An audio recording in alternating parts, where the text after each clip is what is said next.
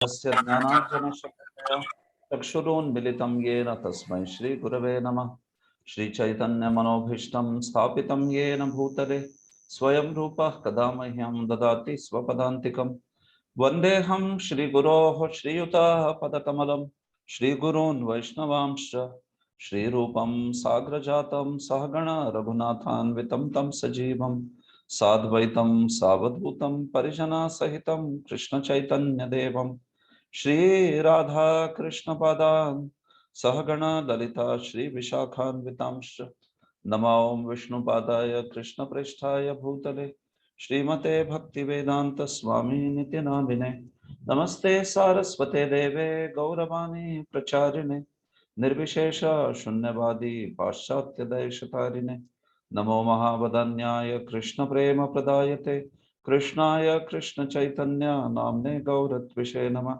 हे कृष्ण करुणा सिंधो दीनबंधो जगतपते गोपेश गोपिका कांत राधा कांत नमोस्तुते तप्त कांचन गौरांगी राधे वृंदावनेश्वरी वृषभानुसुते देवी प्रणमामि हरिप्रिये वाञ्छाकल्पतरुभ्यश्च कृपा सिन्धुभ्य एव च पतितानां पावनेभ्यो वैष्णवेभ्यो नमो नमः। जय श्री कृष्ण चैतन्य प्रभु नित्यानंद श्री अद्वैत गदाधर श्रीवासादि गौर भक्त वृंद हरे कृष्णा कृष्ण कृष्णा हरे हरे हरे राम राम राम हरे हरे। हरे कृष्णा। तो आप सबका आज के सत्र में स्वागत है। तो कृपया प्रारंभ में तो क्षमा याचना करूंगा कि कुछ कारणवश आज के सत्र के समय के बारे में जो कुछ वहां पर संभ्रम था, 6 के 6:30 इस प्रकार से, तो उसके कारण थोड़ा सा विलंब हो गया। और फिर मैंने मीटिंग ज्वाइन करने के बाद भी कुछ टेक्निकल इश्यूज थे। पता नहीं, कुछ कारणवश आवाज सुन नहीं पा रहा था। पहले तो आप मेरी आवाज सुन नहीं रहे थे, फिर बाद में मैं नहीं सुन पा रहा, तो उसके कारण थोड़ा सा व्यवधान हो गया, क्षमा करें उसके। ठीक है। तो आज के सत्र में पहले तो आप सबका स्वागत है इस भक्ति शास्त्री के आज के प्रथम सत्र में, जिसमें हम लोग इस कोर्स की भक्ति शास्त्री जो पाठ्यक्रम है उसकी रूपरेखा के बारे में कुछ चर्चा करेंगे। और फिर अंत में इस कोर्स के बारे में क्या टाइमिंग्स रहेगी, समय कैसा रहेगा, दिन और समय, उसका भी निर्णय करेंगे। हालांकि आपने पहले से वो आपकी चॉइसेस या जो भी आप चाहते हो बताया है, तो अंत में हम लोग देखेंगे कि वही टाइमिंग्स जो भी है वो आपको स्वीकार्य है या और कोई सजेशन है, इस प्रकार से इसमें भी देखेंगे। आपको मैं इस पाठ्यक्रम के जो आपके प्रमुख शिक्षक रहेंगे, प्रमुख शिक्षक यानी वे भी पढ़ाएंगे और अन्य उनके साथ अन्य शिक्षक भी रहेंगे, उनको भी आपको परिचय कराऊंगा, श्री गुरु प्रभु। तो इस प्रकार से छोटा सा सत्र रहेगा, आज का कोई लंबा सत्र नहीं है। बस इस पूरे प्रोग्राम के बारे में, भक्ति शास्त्री कोर्स के बारे में हमारे प्रभुपाद जी ने किस प्रकार का दृष्टिकोण रखा था और इसमें किस प्रकार से हम लोग क्या क्या पढ़ते हैं, और थोड़ा सा एक मूलभूत इसकी कल्पना जो है आपको दी जाएगी। ठीक है। तो ये इस सत्र का प्रयोजन है आज के। तो आप में से जो मुझे जानते नहीं है, तो मेरा नाम है कनाई कृष्णदास। आप में से कुछ भक्त मुझे जानते भी होंगे। जो जानते नहीं है, तो कनाई कृष्णदास, मैं भक्ति वेदांत राज विद्यालय में एकेडमिक डीन के रूप में सेवा करता हूँ। तो खास करके जो भी हमारे कोर्सेस है प्रभुपाद जी के आंदोलन में, भक्ति शास्त्री, भक्ति वैभव, भक्ति वेदांत, अन्य भी जो कोर्सेस है शास्त्रों के आधार पर, अन्य भी हमने कई कोर्सेस लॉन्च किए, तत्व संदर्भ, भागवत, भक्ति संदर्भ आदि। तो इन सारे कोर्सेस के इन सारे कोर्सेस की प्लानिंग और फिर इसको पढ़ाना आदि में मेरी प्रमुख सेवा है यहाँ पर पुणे मंदिर में। ठीक है। तो आप सब हिंदी भक्ति शास्त्री इस कोर्स में सम्मिलित हुए हो। आपकी जो इच्छा है उसके कारण आपने इस कोर्स में सहभाग किया है। तो पहले तो इस कोर्स के बारे में कुछ चीजें कहना चाहूंगा। क्यों जरूरी है ये कोर्स? अर्थात जरूरी है इसलिए ही आप सबने ज्वाइन किया है, लेकिन खास करके प्रभुपाद का दृष्टिकोण कैसे था और इस कोर्स में हम लोग किस किस चीज को लाभ जो है प्राप्त कर सकते हैं, किन चीजों का, इसके बारे में यहाँ पे कुछ चर्चा करेंगे प्रारंभ में। फिर रूपरेखा जो है इस कोर्स की वो लेंगे, और फिर अंत में कुछ प्रैक्टिकल इंफॉर्मेशन जैसे शिक्षक आदि हो। ठीक है, तो देखिए भागवत में एक प्रसिद्ध श्लोक है। तो ये जो श्लोक है भागवत में, वो श्रीमद् भागवत के दशम स्कंद में आता है। दशम स्कंद के दूसरे अध्याय का 31वां श्लोक है, और श्लोक इस प्रकार है। स्वयं समुत्तीर्य सुदुस्तरम द्युमन् भवार्णमं भीममदभ्र सौहृदा भवत्पदाम्भोरुहनावमत्र ते निधाय याथा सदनुग्रहो भवान्। तो इस श्लोक में बड़ा ही सुंदर दृष्टांत दिया गया। ये गर्भस्तुति से श्लोक है। जब भगवान श्री कृष्ण इस धरातल पर अपनी लीला के लिए प्रकट होने वाले थे माता देवकी के गर्भ से, तब देवताओं ने आके कंस के कारागृह में, जब भगवान माता देवकी के गर्भ में थे, तब भगवान के प्रति प्रार्थनाएं की देवताओं ने। तो उनको गर्भस्तुति कहते हैं। गर्भ में जो भगवान है उनके प्रति स्तुति, वो हो गई गर्भस्तुति। तो वहां से ये प्रार्थना है, बड़ी सुंदर प्रार्थना है। उसमें कहा है स्वयं समुत्तीर्य सुदुस्तरम द्युमन् भवार्णवम भीमम अदभ्र सौहृदा।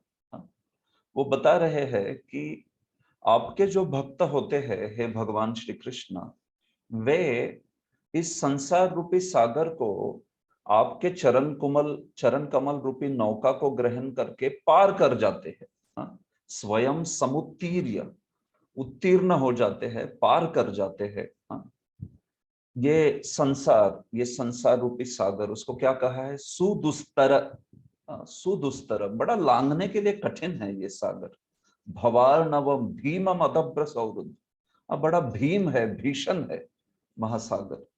लेकिन आपके भक्त जो है उसको आपके चरण कमल रूपी नौका को सादर स्वीकार करके इसको पार कर लेते हैं। और फिर आगे के दो चरण में श्लोकों के बड़ी सुंदर चीज कही है। कहा है कि भवत पदाम्बो रुहनावमत्र ते निधाय याथा सदनुग्रहो भवान्। लेकिन वे जब इस धरातल से पार करके, इस संसार रूपी सागर को पार करके जब आपके पास पहुंच जाते हैं, तो नाव जो है वो चरण कमल रूपी नाव को यहीं पे छोड़ जाते, ताकि अन्य लोग भी उस नाव को लेके वे भी पार कर पाए। जैसे अगर कोई सागर को पार कर लेता है मानिए, या नदी को पार कर लेता है, तो एक तीर से दूसरी तीर चला जाता है, तो फिर नाव उसके साथ जाएगी कि नाव जो है यहीं पे इस तीर पर रहेगी? नाव दूसरे पार जाएगी ना। लेकिन वो कह रहे हैं देवता यहाँ पर भगवान को कि आपके भक्त जब नाव को लेके, आपके चरण कमल रूपी नाव को लेके चले जाते हैं, तो नाव यहाँ पे छोड़ जाती। बड़ा रोचक दृष्टांत बोल रहे हैं कि नाव जो है यहीं पे छोड़ जाती। अच्छा, ऐसे कैसे नाव छोड़ जाते हैं? तो किसके लिए छोड़ जाते हैं और फिर पार कैसे कर लेते हैं स्वयं? क्योंकि स्वयं पार कर लेंगे तो फिर नाव तो उस पार होनी चाहिए। ऐसे तो इसके स्पष्टीकरण में बड़ा सुंदर टीका की है वहां पर श्रीपाद श्रीधर स्वामी एवं श्रीपाद जीव गोस्वामी, शिला विश्वनाथ चक्रवर्ती और प्रभुपाद भी उसको उद्धृत करते हैं। तो वहां पर कहा है कि कैसे ये जो नाव है, ये नाव क्या है? नावम अत्र एव निधाय, ऐसे कहते हैं श्रीधर स्वामी। नाव को यहीं पे छोड़ जाते हैं। नौका, नाव मतलब आप समझते हो, नौका। उस नौका को यहाँ पर ही छोड़ जाते हैं। इसका अर्थ क्या है? तो वो कहते हैं भक्ति मार्ग संप्रदायम प्रवर्त्य, भक्ति मार्ग के संप्रदाय के ग्रंथों को यहाँ पे छोड़ जाते। ये वो नाव है। प्रभुपाद ने बड़ा सुंदर तात्पर्य लिखा है वहां पर, बताते हैं कि कैसे हम भगवान के जो आचार्य है, भगवान के जो मतलब भगवान के जो उपदेश है या आचार्यों के उपदेश है, उन ग्रंथों को, उन उपदेशों को, उस संप्रदाय को, उस गुरु शिष्य परंपरा को आचार्य लोग इस जगत में छोड़ जाते हैं। भले ही वे चले जाए, लेकिन वे उस नौका को छोड़ जाते हैं, जैसे जिससे कि अन्य सारे जीव भी उस नौका में बैठ के भगवान के धाम में चले जाए। हाँ, तो ये अदब्र सौरुदा, ये उनकी बड़ी कृपा है कि ऐसे नहीं कि भाई मेरी मुक्ति हो गई, मैं भगवान के धाम चला गया, हो गया बस, और अन्यों का क्यों विचार करना है। नहीं, वो तो भवसागर को प्राप्त कर ही लेते हैं, लेकिन वे जो बचे हुए हैं, हम सब है, उनके लिए भी इस चरण कमल रूपी नौका को छोड़ जाते हैं। क्या है वो नौका? वो दृष्टांत किसके लिए प्रयोग हो रहा है?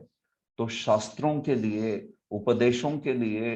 हाँ, तो ये जो संप्रदाय में सारे ग्रंथ होते हैं ना छोड़े हुए, आचार्य जाने के बाद भी, जैसे प्रभुपाद भी इस धरातल पे अप्रकट होने के पहले कितने सारे ग्रंथ दे के गए हमको, है कि नहीं?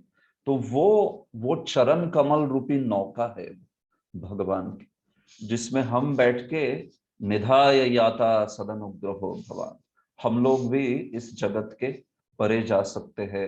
हाँ, हम लोग भी संसार रूपी भवसागर को प्राप्त करके श्री श्री राधा कृष्ण, संसार रूपी भवसागर को पार करके श्री श्री राधा कृष्ण के चरण में हम लोग जो है जा सकते हैं।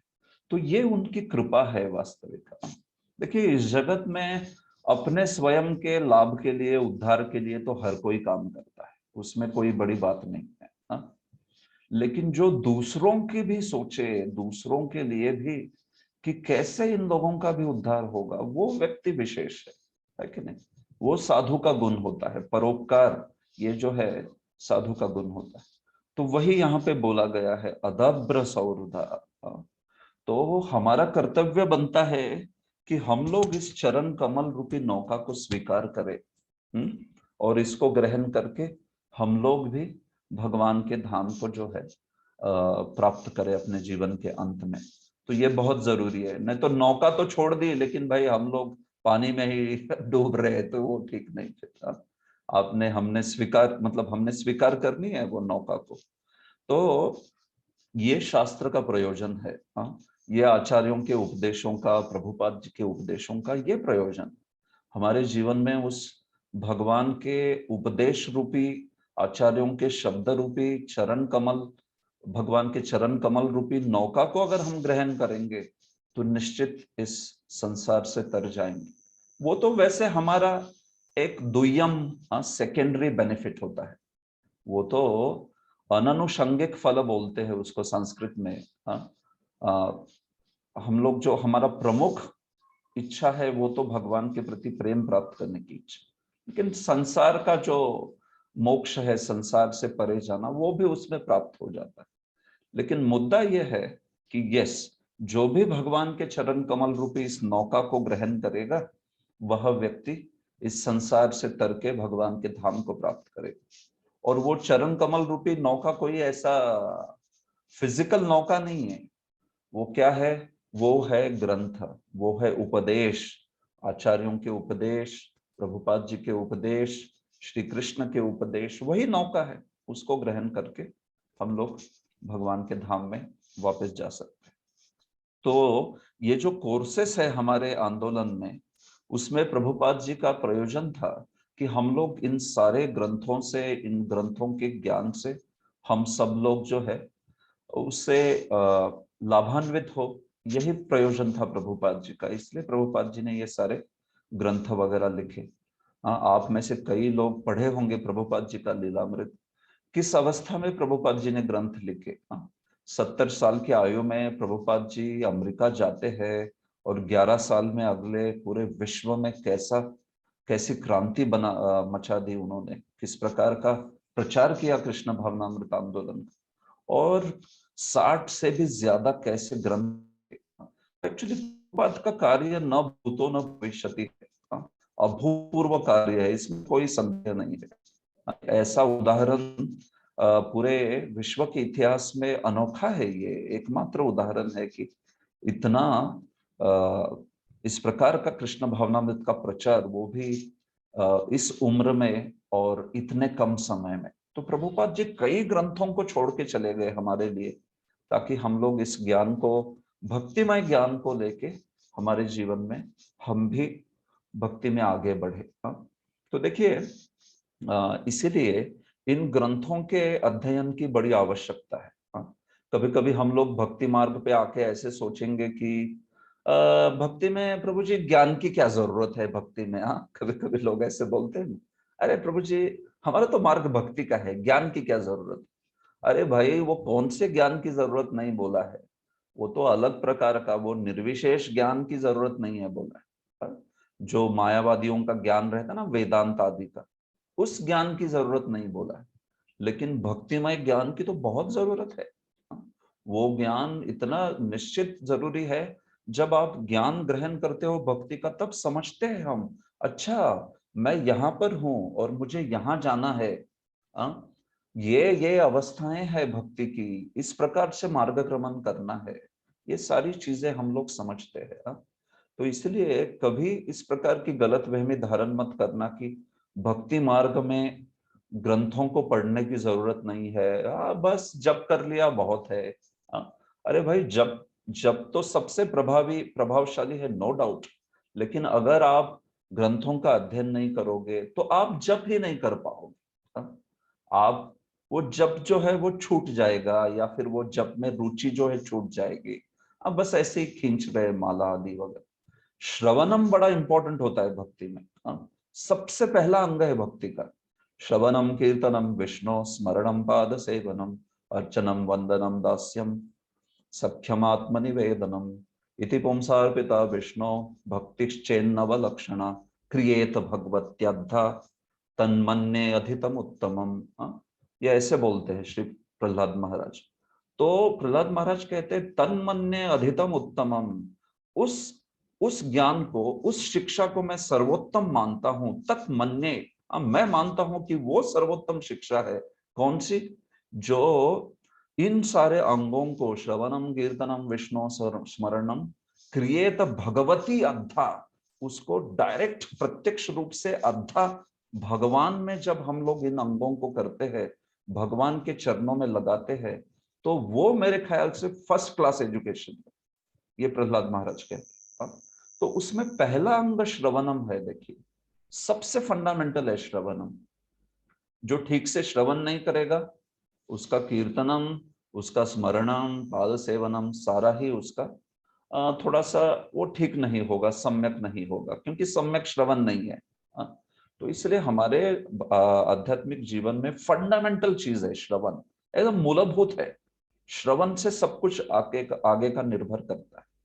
तो जब हम इन ग्रंथों का श्रवण करते हैं, समझते हैं, तो फिर आप देखेंगे कि भक्ति में बड़े उत्साह से आगे बढ़ते हैं, चीजें एकदम स्पष्टता से समझती है, संदेह नहीं रहते हैं। संदेह बड़े खतरनाक होते हैं। देखिए, आप कोई मार्ग पर, अगर आपको संदेह है कि ये मार्ग सही जा रहा है कि नहीं, तो फिर आप धीरे धीरे चलोगे, क्योंकि डर रहता है ना कि मैं जितना आगे जाऊंगा उतना गलत मार्ग है तो पीछे आना पड़ेगा। तो संदेह से व्यक्ति धीरे चलता है, और निश्चित से व्यक्ति बहुत जल्द, बहुत ही गति से गतिशील हो जाता है व्यक्ति। तो इसलिए संदेहों को काटना चाहिए, और उसका विधि है शास्त्र श्रवण। उसका विधि है शास्त्र को पढ़ना, समझना, अच्छे से उस पर ऊहापोह करना, चर्चा करना। ये बात है। इसके लिए ये शास्त्र का महत्व है। तो आप में से कई लोग इन विषयों को जानते हो। मैं इससे यहाँ पर इस कोर्स के प्रारंभ में ये एक चीज आप लोगों को समझाना चाहता हूं कि ये कोर्स जो है, इसको उत्साह से ग्रहण कीजिए। श्रवणम जो है ना, हमारे जीवन में बहुत महत्वपूर्ण है। अरे भाई, भक्ति शास्त्री करना पड़ेगा, दीक्षा होती नहीं है, क्या करे, उसके लिए क्यों ज्वाइन किया प्रभु जी भक्ति शास्त्री, क्या दीक्षा के लिए जरूरी है, क्या करे। ऐसा इस प्रकार का भाव मत रखिए। या फिर whatever, Prabhu ji second initiation के लिए जरूरी है, ब्राह्मण दीक्षा होनी चाहिए।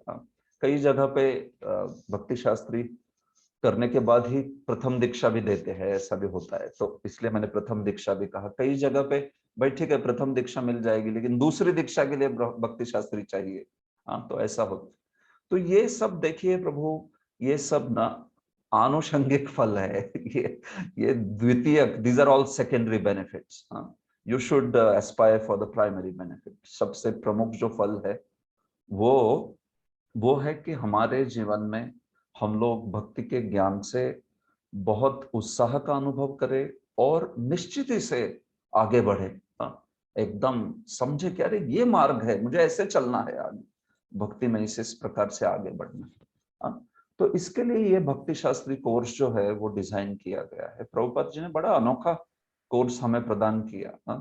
एकदम प्रारंभ में प्रभुपाद जी ने शुरुआत में ही एकदम भक्ति में प्रचार, प्रभुपाद जी अमेरिका में प्रचार किया, आप जानते हो। हाँ, और बहुत प्रारंभिक दिनों में ही प्रभुपाद जी एकदम 2-3 साल में ही प्रभुपाद जी कोर्सेस आदि के बारे में बोलने लगे कि कैसे हमें भक्ति शास्त्री, भक्ति वैभव, भक्ति वेदांत आदि कोर्सेस करने हैं। उसमें सिस्टमैटिक एजुकेशन, हाँ, एकदम बहुत बढ़िया से सम्यक रूप से प्रभुपाद जी के ग्रंथों का अध्ययन आदि हो।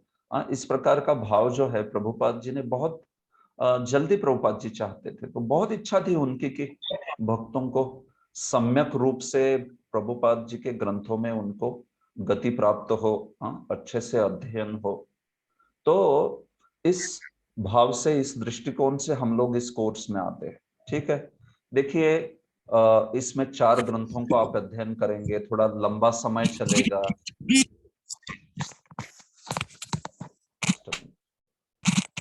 आप कृपया म्यूट पे रखिए स्वयं को, हर कोई।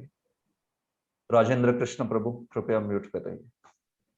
ओके, तो मैं ये बोल रहा था कि देखिए इस कोर्स में थोड़ा लंबा होगा। कोर्स लंबा यानी आप जानते हो 4 किताबें हैं, अच्छे से पढ़नी है। तो 3 किताबें तो छोटी है, उपदेशामृत, भक्तिरसामृत सिंधु एवं श्री ईशोपनिषद, लेकिन भगवत गीता को थोड़ा समय लगेगा। तो कोर्स 1.5 साल 2 साल चलेगा। जो भी कम से कम 1.5 साल तो लग ही जाता है इस कोर्स में, खास करके कांग्रेगेशन बैचेस में, क्योंकि हम लोग ज्यादातर वीकेंड में पढ़ेंगे या दिन में, एक हफ्ते में कुछ घंटा ही पढ़ेंगे। तो इस पूरे ही समय के दौरान ये भाव कभी ना आने दे कि अरे ये कितना कुछ प्रयास करना पड़ रहा है, ये क्या है, भक्ति में इस सब की जरूरत है क्या? अरे भाई जरूरत है, 100% जरूरत है, एकदम बिल्कुल जरूरत है। आप भक्ति शास्त्री कोर्स के पहले जो आपकी भक्ति की समझ रहेगी और भक्ति शास्त्री कोर्स के बाद में जो रहेगी, इस दोनों में अंतर देखोगे कितना है। यही जो आज हम ओरिएंटेशन किए हैं, मैं इसके अंतिम सत्र में भी आऊंगा जब हमारा कोर्स खत्म होगा, और तभी आप लोगों से सुनना चाहूंगा। आज तो आप लोगों को मेरे से सुनना पड़ रहा है लेकिन तब आप बोलिए कि कैसे आपको इस कोर्स से कितना लाभ हो गया। बहुत लाभ हो जाता है एक्चुअली। हमारी भक्ति की जो धारणा है, भक्ति रसामृत सिंधु जैसा ग्रंथ आप पढ़ोगे, पूरी क्लैरिटी आ जाएगी आपको। क्या भक्ति है, किसको भक्ति कहते हैं, किसको भक्ति नहीं कहते हैं। वैधि साधन भक्ति क्या होती है, रागानुग भक्ति क्या होती है, भाव भक्ति क्या होती है, मैं कहाँ पे हूँ, कौन सी अवस्था में हूँ भक्ति के, वहां से कहाँ तक जाना है, उसके लिए क्या साधन लेने चाहिए, सब क्लियर हो जाएगा आपको इस कोर्स के अंतर्गत। भगवत गीता में कितने विषय है, भगवत गीता में अलग अलग विषयों का यहाँ पर आप इतना सारा ज्ञान जो है वो प्राप्त करोगे, तो वो 2 लाभ देगा। एक तो आपका स्वयं का जीवन, उसमें आप पुष्टि का अनुभव करोगे भक्ति में, और दूसरा आप में से जो भी प्रचार कर रहे हो, प्रचार करना चाहते हो, वो सारे भक्तों को भक्ति शास्त्री कोर्स से प्रचार में बहुत लाभ हो जाएगा आपको। देखिए प्रचार में बड़ा जरूरी होता है कि व्यक्ति को अच्छा ज्ञान हो, सम्यक ज्ञान हो, ठीक है नहीं? हाँ, आप अगर लोगों को समझाना चाहते हो तो पहले तो आपको ठीक होना पता होना चाहिए ना, नहीं तो फिर आप क्या समझाओगे किसी को, और फिर कन्विंस क्या करोगे किसी को? तो अच्छे से स्वयं समझना चाहिए पहले। तो इसलिए दो प्रकार से लाभ होने वाला है। एक तो आपकी स्वयं की भक्ति में गंभीरता, उत्साह, स्थैर्य, ये जो है बढ़ने वाला है। और दूसरा, आपको प्रचार के लिए बड़ी कुशलता आ जाएगी, निपुणता आ जाएगी।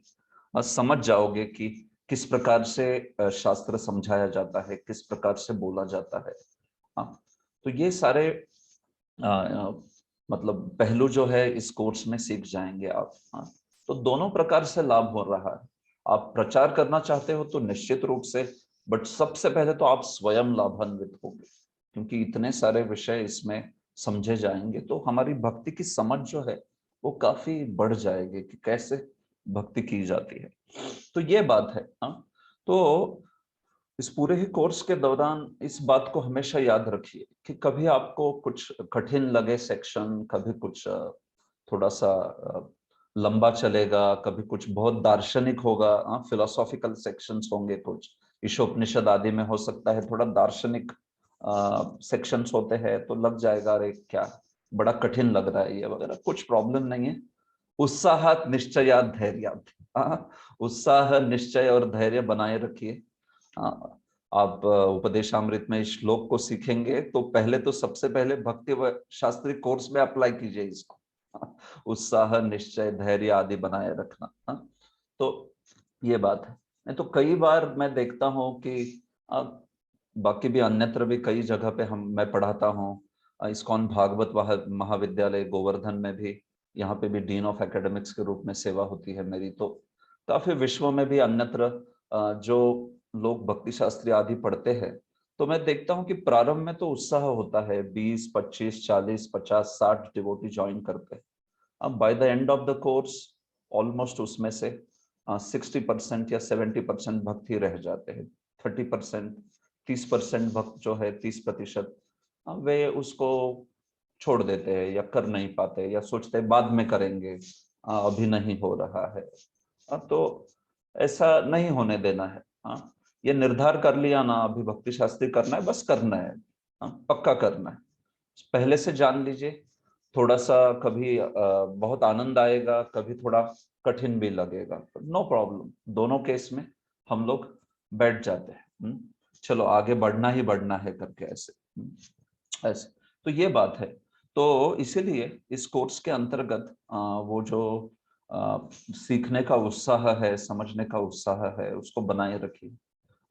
दूसरा एक पहलू है इस कोर्स का कि इसमें परीक्षाएं भी है।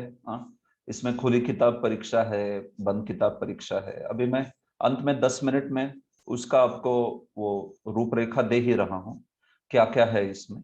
लेकिन देखिए, परीक्षा जहां आती है तो कई भक्तों को लगता है कि अरे ये परीक्षा क्यों आती है भाई, हम लोग सुनने में आनंद आता है, हमें परीक्षा क्यों है। कई भक्त मुझे, देखिए भक्त बड़े चतुर होते हैं, तो कैसे आके बात करते हैं, प्रभु जी भक्ति जो है वो अहेतु की होनी चाहिए, उसमें कोई हेतु नहीं होना चाहिए। तो ये परीक्षा वगैरह ये हेतु है, एक्चुअली ये अच्छा नहीं है। तो आप ये परीक्षा वगैरह मत रखिए।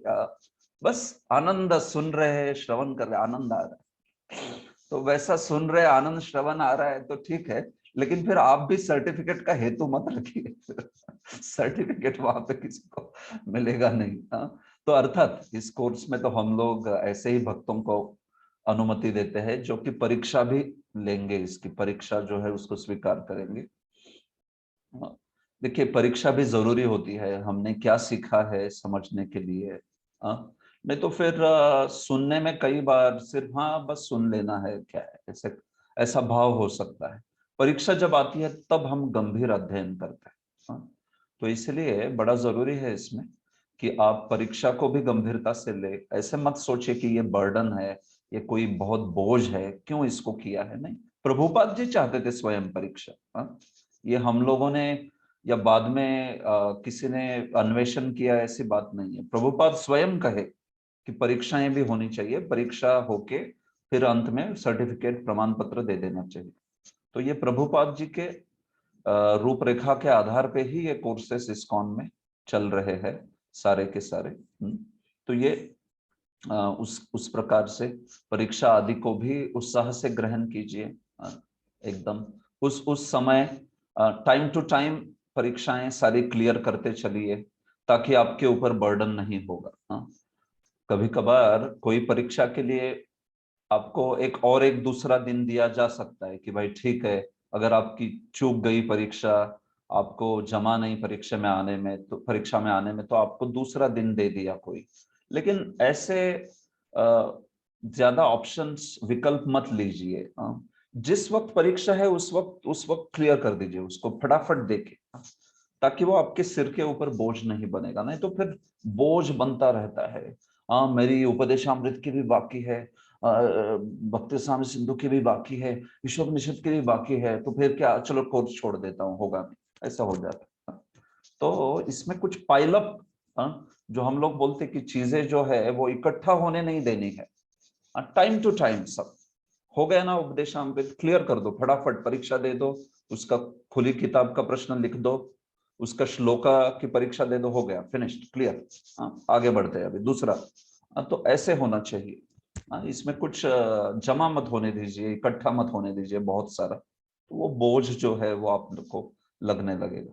तो मैं ये सारे आपको व्यवधान कोर्स में क्या आ सकते हैं ये समझा रहा हूं पहले से ही, ताकि आप क्लियर रहोगे कि इसको कैसे लेके चलना है। एकदम टाइम टू टाइम चलते रहिए कोर्सेस, अटेंडेंस जो है उसमें क्लासेस में, उसको गंभीरता से लीजिए। देखिए आजकल ऑनलाइन की वजह से एक ऐसा भाव बन गया है कि हाँ ठीक है, रिकॉर्डिंग है, ऑनलाइन है, तो सुन लेंगे, क्या चलता है, इस टाइप से। लेकिन देखिए ऐसा भाव मत लाने दीजिए। आप हर एक विषय में जब उसको सीधा सुनते हो व्यक्ति से और समझते हो, तो फिर वही सबसे अच्छा होता है सीखने में। आप बाद में सुनोगे, फिर आपको कुछ प्रश्न है तो आप पूछ नहीं सकते हैं, या फिर आपको कितना समझेगा, वो सब चीजें परेशानी वाली है। तो एकदम टाइम टू टाइम क्लासेस है, तो आपका जीवन इस प्रकार से ऑर्गेनाइज कीजिए कि आप क्लासेस में हमेशा रहोगे ही रहोगे। क्लासेस अटेंडेंस जैसे हमारी कम से कम 75% है, 75% अटेंडेंस कम से कम होनी चाहिए। तो इसको 75% कम से कम 75%, इसको कुछ भक्त ऐसे लेते हैं कि मतलब 75% ही रखूंगा, उससे थोड़ा भी ज्यादा नहीं। ऐसे 75% की ही अटेंडेंस रखेंगे, ऐसा नहीं है। अरे भाई 100%, 100% अटेंडेंस उपस्थिति की अपेक्षा है। ठीक है, कुछ थोड़ा बहुत आपके जीवन में कुछ इमरजेंसीज आती है वगैरह, तो उसके लिए वो 25% जो है वो आपको अनुमति दी गई है, लेकिन दैट इज मिनिमम, वो कम से कम है। ऐसे नहीं है कि वो रिकमेंडेड है, वही आपको बोला जा रहा है कि भाई 75% रखो सिर्फ। 75% मतलब समझ रहे हैं ना। मतलब मानिए कि जैसे 24 क्लासेस है तो उसमें 18 क्लासेस, ऐसे इस प्रकार से। तो ये भाव है कि आपकी तो 100% उपस्थिति ही हो, कभी कुछ गलती से बीमार पड़ गए, कुछ इमरजेंसी हो गई, तो फिर उस केस में समझा जा सकता है पूर्व अनुमति से, फिर आप वो क्लास हो या परीक्षा हो उसको आप बाद में दीजिए, उसके लिए भी पूर्व अनुमति। तो ये सारी जो पॉलिसीज है वो आपको प्राइमरी आपके जो शिक्षक है, प्राथमिक प्रमुख शिक्षक जो है वो बताएंगे। उसकी पूरी डॉक्यूमेंट जो है उसकी चर्चा करेंगे कि क्या क्या वो अलग अलग पॉलिसीज है। सब उस पॉलिसीज को स्वीकार करिए प्रारंभ में ही, ताकि फिर बाद में हम सब उस निकष को स्वीकार करके ही आगे बढ़ेंगे कि भाई आपको ये सब मंजूर है क्या, देखिए। इस प्रकार से तो जो उपस्थिति आदि है वगैरह, ये सब चीजें। तो सबसे प्रमुख बात यही है कि मैं कहूंगा यहाँ पर हम लोग इस कोर्स में भगवान के प्रति सुनने के लिए लालायित होके आए हैं। बाकी परीक्षा सर्टिफिकेट चीजें ठीक, ये तो आएगी, आप पढ़ाई करोगे, परीक्षा के प्रमाण मिल ही जाए। लेकिन सबसे प्रमुख है कि ये एक यज्ञ है। हाँ? ये भगवान के प्रसन्नता के लिए एक यज्ञ है, और आप इस यज्ञ में बैठे हो, ऐसे करके इसको ग्रहण कीजिए। तो जैसे हम लोग शुचिर्भूत होके, एक गंभीरता से मन में प्रार्थना करके यज्ञ में बैठ जाते हैं ना। संकीर्तन यज्ञ भी ले लीजिए, तो उसमें हम लोग कैसे एकदम भाव से प्रार्थना से संकीर्तन यज्ञ करने के पहले प्रार्थना करके फिर भगवान को अर्पण करना चाहते। तो वैसे ही ये भगवान के प्रति एक यज्ञ ही है। श्री कृष्ण भगवान कहते हैं गीता में कि जो भी गीता पढ़ता है वो अपनी बुद्धि से मानो जैसे मेरी आरती उतार रहा है। वो एक आरत्रिक है भगवान की बुद्धि के द्वारा आपकी। तो लिटरली वो डीटी वर्शिप है, एक्चुअली अर्च विग्रह की सेवा है। हाँ, इस भगवत गीता रूपी अर्च विग्रह को आप आपके बुद्धि रूपी पंच प्रदीप से आप उपासना कर रहे हो। दैट इज भक्ति शास्त्री। ये शास्त्राध्ययन है। हाँ, ये कोई ऐसे स्कूल कॉलेज में पढ़ते थे हम लोग, उसके लिए क्या करना है, आप पैसे कमाने हैं आगे प्रभु क्या करे, पढ़ना पड़ता है, ये बात नहीं है। ये तो यज्ञ है, ये तो एक हमारी हमारी सेवा है। ये भगवान के प्रति शास्त्र का श्रवण और उसका हमारे जीवन में जितना हो सके उतनी हद तक पालन करना। हाँ, तो ये बात है इस प्रकार से। तो ये भाव पूरे ही इस सत्र में रखिए। हम लोग परीक्षार्थी नहीं है। हम लोग ना तो परीक्षार्थी है, ना तो शुष्क ज्ञानार्थी है। हम लोग तो भक्त्यर्थी है। हम लोग भक्ति चाहते हैं इस पूरे ही बाय दिस होल एंटरप्राइज। ये पूरे ही पाठ्यक्रम से हम लोग चाहते हैं कि हमारे जीवन में भक्तिमय उत्साह, भक्ति में वृद्धि हो। इसके लिए हम लोग ये सब करना चाहते हैं। तो ये बात है। तो अभी मैं आपको इस प्रोग्राम की रूपरेखा जो है वो थोड़ी सी देता हूँ। इसको अभी 5-10 मिनट लगेंगे बस, वो तो छोटी सी चीज है। तो फिर उसके पश्चात अगर कुछ प्रश्न है तो उसको लेते हैं, और फिर अंत में श्री गुरु प्रभु आपको टाइमिंग्स और इसके बारे में प्रैक्टिकल इंफॉर्मेशन जो है वो देंगे। ठीक, तो मेरी स्क्रीन शेयर कर रहा हूं मैं यहाँ पर।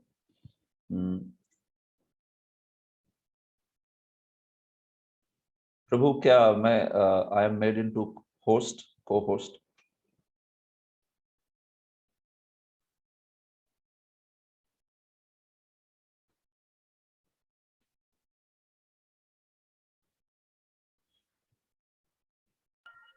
You can share Pradeep with the phone. या I can share, yes yes yes.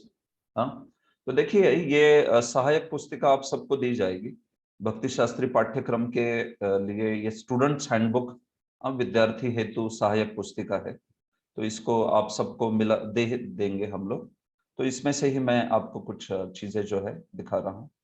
तो हम लोग ये पूरा ही पाठ्यक्रम और ये पूरा ही यज्ञ जो है श्रील प्रभुपाद की प्रसन्नता के लिए और हमारे पूर्ववर्ती आचार्यों की प्रसन्नता के लिए, और अंत में हमारे आराध्य श्री श्री गौर निताय, श्री श्री जगन्नाथ बलदेव सुभद्रा और श्री श्री राधा वृंदावन चंद्र, उनकी प्रसन्नता के लिए इसको अर्पण करते हैं।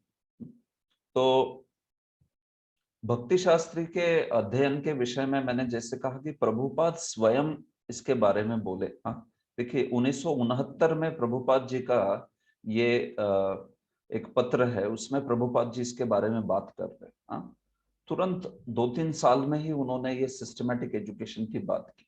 तो इसमें से 1-2 कोट्स जो है वो मैं पढ़ना चाहूंगा।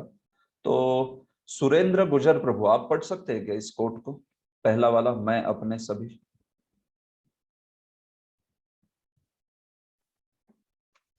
हरे कृष्ण, दंडवत प्रणाम। हाँ, दंडवत प्रणाम, पढ़िए प्रभु।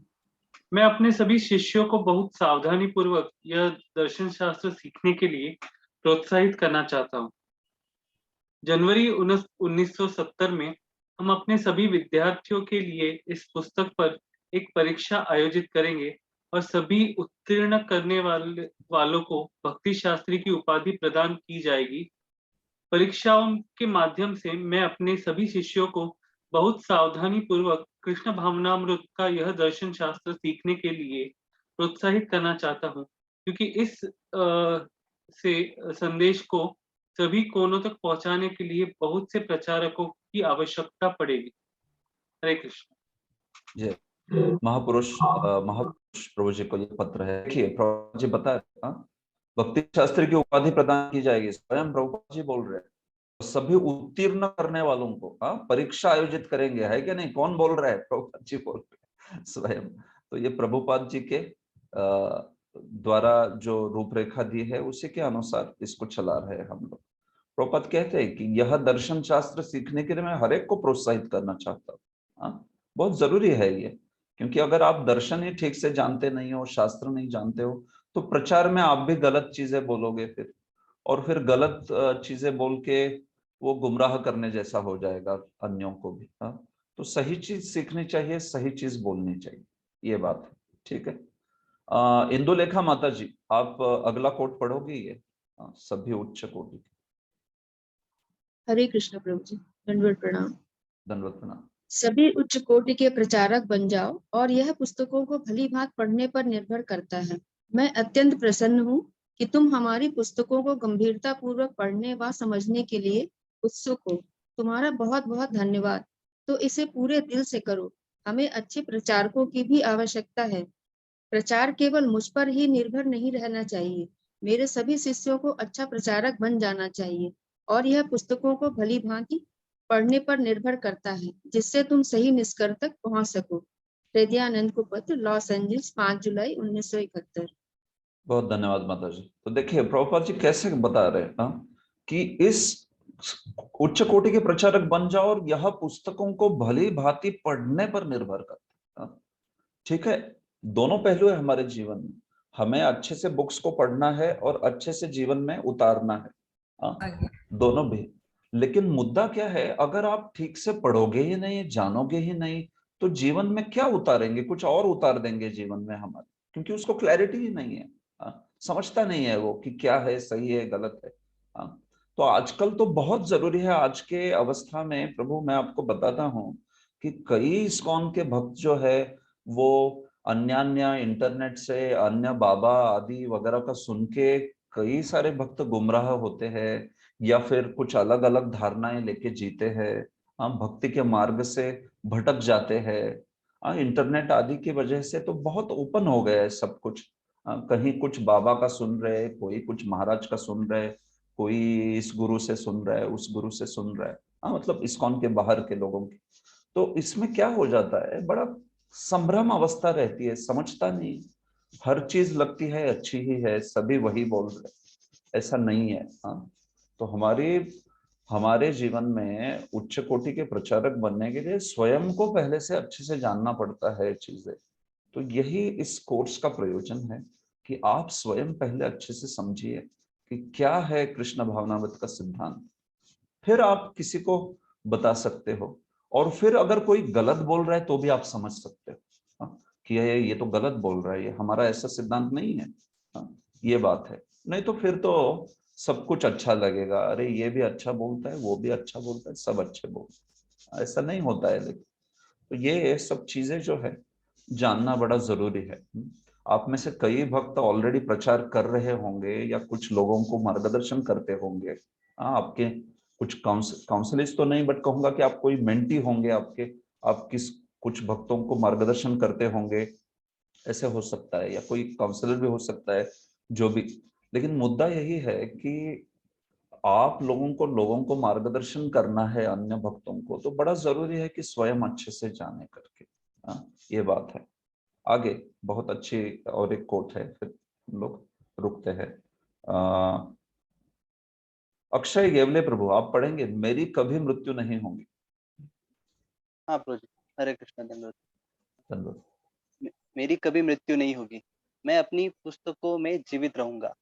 प्रभुपाद के आगमन के अगले दिन एक प्रेस वार्ता आयोजित की गई, जिसमें सभी प्रमुख समाचार पत्र व टेलीविजन स्टेशन उपस्थित थे। बर्कली के विशाल मंदिर कक्ष में टेलीविजन लाइटों की चमचमाती रोशनियों के प्रकाश में बैठे हुए शिला प्रभुपाद से प्रश्न किया गया, आपकी मृत्यु के पश्चात आंदोलन का क्या होगा? प्रभुपाद ने तुरंत ही उत्तर दिया, मेरी कभी मृत्यु नहीं होगी। सभी अतिथियों व भक्तों की हर्ष ध्वनि के मध्य श्रील प्रभुपाद ने आगे कहा, मैं अपनी पुस्तकों में सदा जीवित रूप में विद्यमान हूँ। श्रील प्रभुपाद के साथ पढ़िए पढ़िए। श्रील प्रभुपाद के साथ ग्रीष्मकालीन सत्र, बैंक टू गॉटडेट पत्रिका 10/10/1975। बहुत धन्यवाद प्रभु। तो देखिए प्रभुपाद जी कहते हैं मेरे पुस्तकों के रूप में मैं जीवित रहूंगा। हम में से कई भक्त जो है, कभी कभी हमारे मन में विचार आता है कि काश हम भी प्रभुपाद के समय होते, हमें प्रभुपाद जी का दर्शन होता। इतने परमोत्तम महाभागवत जो है इस धरातल पे आके चले गए, और हम लोग शायद जन्म भी नहीं लिए थे, कई लोग, मैं भी तब जन्मा भी नहीं था। ऐसे भी नहीं कि हम लोग तब जन्मे भी नहीं। तो लेकिन देखिए, वही प्रभुपाद जी को आप संग ले सकते हो, उनके चरणों में बैठ के उनको सुन सकते हो, अगर आप उनके ग्रंथ पढ़ रहे हो, ग्रंथों का अध्ययन कर रहे हो। लिटरली वो ऐसा है जैसे आप प्रभुपाद जी के चरणों में बैठे हो और प्रभुपाद जी आपको बता रहे, देखो जीवन का प्रयोजन है कृष्ण की प्राप्ति, इस प्रकार से। तो ऐसा इस प्रकार का कनेक्शन, संबंध जो है वो प्रस्थापित हो जाता है जब हम प्रभुपाद जी के किताबों को गहराई से पढ़ते हैं। देखिए, इसलिए इसमें गहराई से भी पढ़ना जरूरी है। आप जानोगे कि जब हम स्वयं से पढ़ते हैं और अन्य भक्तों से सीखते हैं, उसमें जमीन आसमान का अंतर होता है। कई चीजें आप बहुत अच्छे से समझ जाते हो जब कोई शिक्षक आपको पढ़ाता है, क्योंकि वही विधि है। हम कितने भी बुद्धिमान हो तो भी हम पढ़ते हैं तो हम लोग ऐसी कई चीजें समझ नहीं पाते हैं जो कि एक शिक्षक के द्वारा समझ सकते हैं। एक संस्कृत में सुभाषित है। कई जगह पे मैं संस्कृत के अध्ययन आदि में रहता हूं, तो कभी कभी बड़े सुंदर सुभाषित होते हैं। तो एक बड़ा सुंदर सुभाषित है, प्रैक्टिकल चीज बोलता है, आचार्यात पादम आदत्ते, पादम तु स्वमेधया, सब्रह्मचारिभ्यो पादम तो पादम कालेन आगच्छति, ऐसे कहते हैं। अलग अलग प्रकार के पाठ भेद है उसके, बट पॉइंट क्या है देखिए, आचार्यात पादम आदत्ते, आपके जीवन में 1/4 जो है, आप 25% आपकी समझ जो है वो आचार्य के माध्यम से आती है, शिक्षक के माध्यम से आती है। 25% जो है वो स्वमेधया, उसको लेके आचार्य ने सिखाने के बाद स्वमेधा, स्वाध्याय भी करना पड़ता है। ऐसे नहीं कि सब कुछ सुन रहा है और खुद कुछ पढ़ ही नहीं रहा, स्वाध्याय नहीं है, उसको नोट्स को फिर से देख नहीं रहा। तो स्वाध्याय से 25% आता है। अंडरस्टैंडिंग जो हमारी आती है, आचार्य से कुछ प्रतिशत आती है, स्वाध्याय से कुछ प्रतिशत आती है, सब्रह्मचारीभ्य, गुरुकुल की बात हो रही है तो इसलिए ब्रह्मचारी कहा है, स्टूडेंट बेसिकली छात्र, बाकी छात्रों के साथ चर्चा करके हमारी 25% समझ हो जाती है। और फिर 25% अंत में कहा है काल, थोड़ा समय जाना पड़ता है, फिर वो 25% समझ जाते हैं। तो देखिए ऐसा है, कई सारी चीजें जो है वो डिस्कस करने से अन्य भक्तों के साथ समझते हैं। तो ये जो सारा आपका यहाँ पर भक्ति शास्त्री बैच है, तो इसमें भले ही आप ऑनलाइन हो, एक साथ नहीं हो, लेकिन तो भी हर एक से मैत्री कीजिए। एक दूसरे के साथ में आप अपना सारे वैष्णव है तो इनके साथ आप एक दूसरे के साथ चर्चा करके, समझ के, चर्चा में सम्मिलित होके बहुत सीख जाओगे, बहुत सारी चीजें समझते। जो भी आप में से बहुत अच्छे से समझ रहा है उस भक्त से आप सीखिए स्वयं।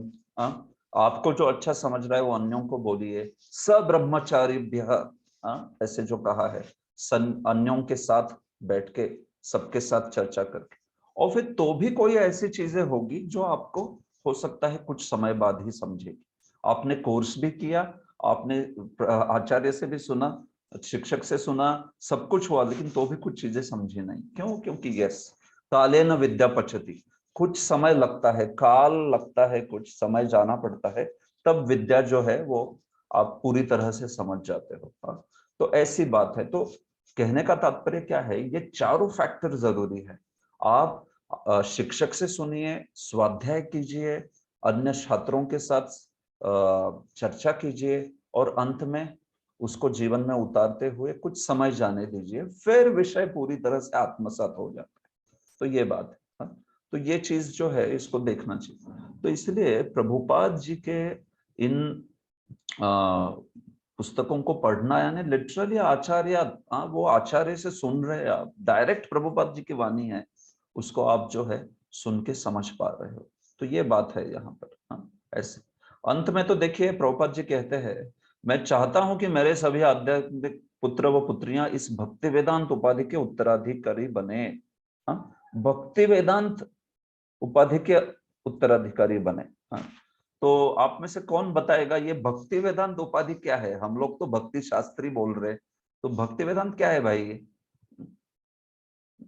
आप कौन बताएगा? कोई जानता है भक्ति वेदांत उपाधि? हाथ हाथ खड़ा कीजिए आप, मैं पूछूंगा, अगर आप जानते हो तो बोलिए। यस, हरे कृष्ण। हरे भक्ति कृष्ण। वेदांत उपाधि प्रभुपाद जी की है और हाँ, उनका वारसा हम चला, ऐसा लगता है। अच्छा, ओके, आप वैसे आप रूपकात्मक अर्थ कर रही है उसका, फिगरेटिव मीनिंग नहीं भाई, लिटरली मीनिंग है इसमें। हाँ, इसमें कुछ और मीनिंग है। भक्ति वेदांत उपाधि मतलब कौन सी है भक्ति वेदांत उपाधि? प्रभुपाद बोल रहे हैं ना, जो इस परीक्षा में उत्तीर्ण होगा उसे भक्ति वेदांत की उपाधि दी जाएगी। हाँ? ऐसे बोल रहे हैं ना, तो वो तो प्रैक्टिकली कोई परीक्षा की बात कर रहे हैं ना, ऐसे। हाँ, ठीक है, तो मैं बताता हूँ। तो अगर आप में से किसी को लग रहा है कि भक्ति शास्त्री हो गया, बस प्रभु हो गया, भक्ति शास्त्री बन गए, भक्ति शास्त्री सो एंड सो दासी या सो एंड सो दास हो गया करके, तो ये तो शुरुआत है। भक्ति शास्त्री के बाद में भक्ति वैभव कोर्स दिया प्रभुपाद जी ने, जो है भागवत के पहले 3 अध्याय, पहले 6 अध्याय, कैंटो स्कंद, 1 से 6 भागवत के जो स्कंद पढ़ता है और उस पर परीक्षा देता है तो वो भक्ति वैभव होता है। और भक्ति वेदांत जो है स्कंद संख्या 7 से 12, स्कंध 1 से 6 भक्ति वैभव और भक्ति वेदांत है 7 से 12। 7वें स्कंध से 12वें स्कंध भागवत की वो बात हो रही है। तो ये भक्ति वेदांत की उपाधि प्रभुपाद जी जो बोल रहे हैं वो क्या बोल रहे हैं कि आप लोगों को सिर्फ भक्ति शास्त्री करके रुकना नहीं है, आपको आगे भक्ति वैभव करना है, आगे भक्ति वेदांत भी करना है। भक्ति वेदांत हर कोई मेरा दीक्षित भक्त, प्रभुपाद जी कहते थे, और एक प्रभुपाद जी ने एक जगह पे रखा है कि हर एक जगह पे कहा है, प्रभुपाद जी का एक स्टेटमेंट है कि मेरा हर एक दीक्षित भक्त जो है, मेरा मतलब इस आंदोलन में जो कोई, ऐसे नहीं सिर्फ प्रभुपाद जी के द्वारा दीक्षित, इस आंदोलन में दीक्षित भक्त जो भी कोई है उसको भक्ति वेदांत परीक्षा उत्तीर्ण करनी चाहिए, ऐसे बोलते थे। तो मुद्दा क्या है कि ये तो शुरुआत है प्रभु, ये तो हमारी लंबी यात्रा की शुरुआत है।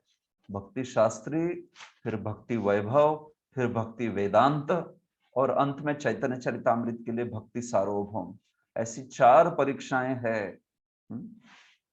तो इन सारों को अगर आप अच्छे से करोगे तो फिर आप सोच सकते हो कि कितना भक्ति में प्रगल्भता, कितना भक्ति का ज्ञान, भक्ति में कितनी निपुणता आ सकती है। तो ये मुद्दा है। तो प्रभुपाद जी इस प्रकार से कह रहे हैं कि भक्ति वेदांत उपाधि के उत्तराधिकारी बने।